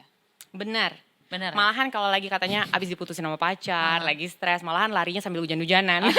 Sering terjadi kan sekarang yang Banyak tiba-tiba teman-teman yang kayak gitu soalnya kayak gitu. Tiba-tiba kok banyak banget cabur yang diikutin gitu. Oh, berarti ini linier ya dengan tingkat stres masyarakat Indonesia dengan Dengan banyaknya pertumbuhan orang lapang lari. padel. Seru juga tuh Iya, ya iya, olahraganya iya. ya. At least larinya ke kegiatan yang positif ya. Betul. Iya, betul. Larinya beneran lari ya. Ini bukan Ada followers lari. nggak yang Kak Dea kan juga termasuk cukup aktif gitu di media sosial untuk membagikan awareness ini. Ada nggak yang akhirnya kayak ngikutin dengan metode yang Kak Dea lakukan Kayaknya juga? banyak ya. Kayaknya Another gitu. cancer fighter? Iya, iya, Wow. iya. Dan aku juga kan banyak acara-acara lari cancer yang aku datengin. Banyak yang kita ketemu sama teman-teman gitu kan ya. Aku juga fighter loh. Aku juga I see. aku abis kemo loh kemarin. Akhirnya kita sharing karena sosial media aku tuh juga tempat sharing antara survivor sama pejuang sama penyintas gitu kan ya, kayak saling cerita gitu kan. Dan kalau olahraga sering kok aku ketemu lari lagi, mereka juga sama kayak aku pejuang Iya. juga gitu. Tapi Kak Dea Walaupun nggak mau- cuma larinya ke lari doang ya, ada yang juga Bukan yang lari dari padel. kenyataan ya.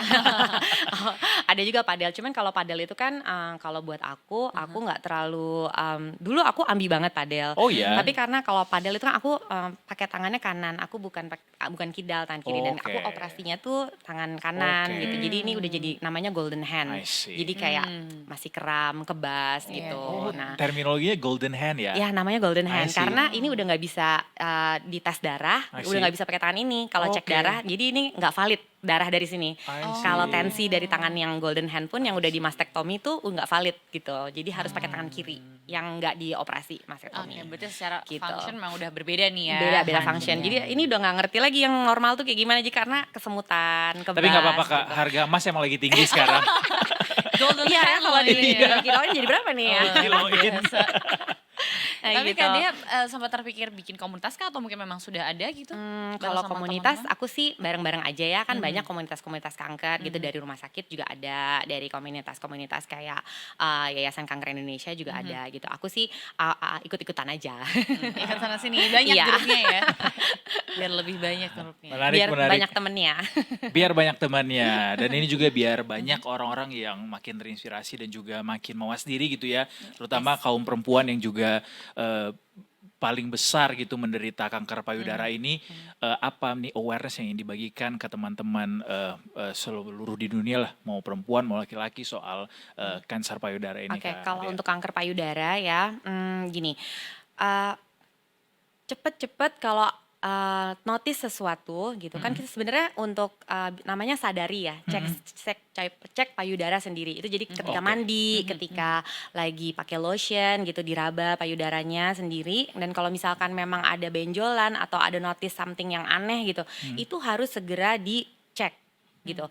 Jadi self awareness itu sangat menguntungkan. Kalau kamu denial, kamu nunda-nunda, malahan itu jadi merugikan. Jadi kamu harus mengalami menjalani pengobatan yang berat, panjang dan juga pastinya mahal gitu. Jadi lebih baik terdeteksi dini, pengobatannya itu akan sangat ringan karena sesungguhnya kanker payudara itu survival rate-nya yang paling tinggi asal terdeteksinya dini gitu.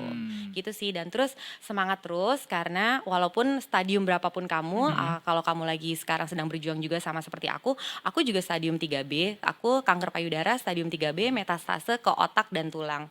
Di otak aku ada kanker sebesar 4 cm dan alhamdulillah sekarang udah jadi 1,76. Lagi pengobatan, masih intensif pengobatan setiap 3-4 minggu sekali aku melakukan kemoterapi dan target terapi. Walaupun kayak gitu harus tetap semangat gitu kan, karena dengan pengobatan yang tepat, dukungan keluarga atau komunitas dan doing healthy lifestyle, kita pasti bisa kalahin kanker. Jadi jangan pernah, don't let cancer define who you are, ya kan? Jadi kamu bisa healthy kok gitu kan, gitu. Kita bisa tetap terus semangat, bisa seperti orang normal aja gitu, seperti kayak nggak punya penyakit aja. Justru what doesn't kill you makes you stronger ya. Yes, benar. Malah makin berdaya nih ketika kita dikasih cobaan kayak gini gitu, somehow bisa melihatnya gitu ya kan. Iya, dan always positive thinking. Iya. Itu sih ya yang paling penting kan. Jadi kepalanya jangan sampai mengalahkan badannya ya. Iya, malahan kalau misalkan pikirannya positif, kita berpikir terus bahwa aku pasti sehat, aku pasti sembuh gitu kan. Pasti badannya juga ngikutin karena memang ada kok metode yang seperti itu gitu. Emang untuk mendukung metode pengobatan yang medis gitu. Aku juga sering melakukan itu kayak meditasi gitu, guided meditation yang emang bilang kita bisa, kita kuat, kita pasti sembuh yang kayak gitu-gitu. Oke, berarti screening kanker ini baik kanker payudara ataupun serviks apalagi untuk perempuan gitu sebenarnya bisa dilakukan sedini mungkin ya. Iya, harus sedini mungkin, apalagi kalau udah umur 30 tahun ke atas ya untuk laki-laki kalau nggak salah ya, tapi kalau untuk perempuan 35 tahun ke atas tuh udah harus. Udah harus. Kalau nggak ada tanda-tanda kita juga bisa periksa secara berkala aja nggak? Iya dong, harus dong. Walaupun masih di bawah umur 30-an gitu ya. Iya dong, kalau misalkan emang ada misalkan ngerasa something wrong ya harus langsung periksa. Itu ada ini nggak sih faktor genetik gitu?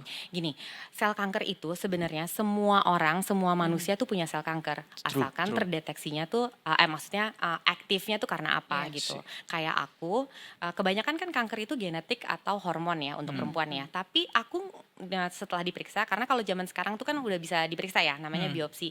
Jadi ketahuan tuh kankernya, dia tuh jenisnya apa, pengobatannya dengan apa gitu kan. Karena alhamdulillah teknologi zaman sekarang udah canggih gitu kan. Nah kalau untuk aku bukan hormon, aku bukan genetik, memang ada kelainan sel aja gitu. Nah mungkin sisa-sisa dari kehidupan zaman dulu aku yang kurang bagus. Jadi dulu tuh aku merokok. Aku aktif sekali ngerokok gitu. Mungkin karena itu aku baru berhenti merokok tuh dulu tahun 2022. Dari zaman aku kuliah. Tuh. Wow. Berarti gaya hidup ya, Gaya itu juga hidup, pengaruh. benar. Makanan. Betul, Ya. makanan. Makanan. Iya Tapi sih. kalau makan cimol boleh nggak Kak Dea? Sekali-kali. Sekali-kali Kalau dia- aja ya, sebulan Sekali-kali ya. sekali mungkin. Bukan sehari sekali ya detikers ya. Iya, Iya. terus minuman manis gitu Minuman kalau manis, bisa betul. sebulan sekali, paling banyak 2 minggu sekali lah gitu. Iya. Self rewardnya memang self reward sih, tapi jangan banyak-banyak ya, dikit aja. Self rewardnya kalau sekarang kadang beli sepatu lari. Oh ya bisa Iya, juga. iya. Itu lebih oke lah ya. Iya, beli Pertanyaan- outfit ya, biar semangat ya. Iya. Olahraganya. Terbaik tuh. Terakhir deh Kak Dea, mungkin terakhir selain berlari saat ini yang memberikan semangat gitu untuk bisa lepas dari beban bukan beban mungkin ya, lepas dari bayang-bayang cancer ini, apalagi yang bikin kamu sampai saat ini masih bisa terus berlari gitu menghadapi perjuangan ini? Oke, masih terus berlari ya, karena aku seneng banget lari tuh karena aku ngelakuinnya sama suami sama anak-anakku gitu. Karena kalau olahraga lain kayak misalkan aku gym gitu kan, biasa aku nge-gym tuh cuma berduaan aja sama suami. Terus kalau padel kan juga nggak bisa, anak-anakku yang Betul, kecil belum betul bisa semua, gitu, baru yang bisa cuman suamiku sama anakku yang pertama, dan aku juga udah nggak kuat lagi pegang raket gitu kan. Jadi karena aku ngelakuinnya sekeluarga sih, jadi itu yang bikin aku semangat dan bikin aku terus nggak mau berhenti lari, aku mau lari terus karena itu our family quality time gitu. Wow, quality time-nya lari bareng. Iya. Lari bareng. Race terdekat? Kenapa? Race terdekat? Race terdekat besok, Besok. bulan 2 minggu lagi, tanggal 15 Februari Di Jakarta? di Jakarta. Di Jakarta, Yes. ya. Tuh, masih bisa ikutan nggak katanya Edo tuh? Coba ya. Biasanya harus dari 6 bulan sebelumnya ya kan, harus Gua war. strength training dulu deh ya biar Buat bisa 6 bulan ke depan. ngikutin Kak Dea. Anyway, terima kasih banyak Kak Dea Thank sudah you so berbagi much. inspirasi Thank cerita you. di sini. Iya, Truly kita sama-sama. sangat dikuatkan juga dengan Betul. ceritanya Kak Dea dan mudah-mudahan Detikers juga ikut dapat inspirasi, insight juga ya, banyak-banyak tentang cancer juga. Dan cepat sembuh buat Kak Dea, semangat terus. Terima kasih. Semangat terus. Semangat terus tentunya Semangat terus, juga. sehat terus. Ya, dan kita jalan bersama hari-hari ke depan Yes. dengan lebih baik. Terima kasih sekali lagi Kak Dea. Thank you for having me. Iya. Makasih banyak. Kita tunggu banget dari cancer fighter jadi cancer survivor. Betul. Amin soon ya. Soon. Secepatnya Amin, dong. amin. to ya that. Rabbal alamin. Kak Dea, tapi tugas kamu belum selesai. Sebelum kita tutup acara hari ini, acara nggak tuh? Program Detik Sore hari ini kita punya tagline. Kalau misalnya kita bilang Detik Sore, boleh dijawab dengan lantang dengan bilang. Gak cuma hore-hore. Oke. Yang aku bilangnya yang mana? Gak cuma hore. Oh, Oke. Gak sip. cuma hore-hore. Oke. Kamera Kesini? depan. Betul. Alright. Detikers, terima kasih banyak sudah nonton Detik Sore hari ini. Besok kita ketemu lagi dari jam 3 sampai jam 5:30 sore. Edward Rusmorangkir pamit. Laya Liana Salma juga pamit. Dan seluruh kru yang bertugas hari ini juga pamit. Kita ketemu lagi besok tentunya cuma di Detik Sore. Enggak cuma hore-hore. Bye everyone.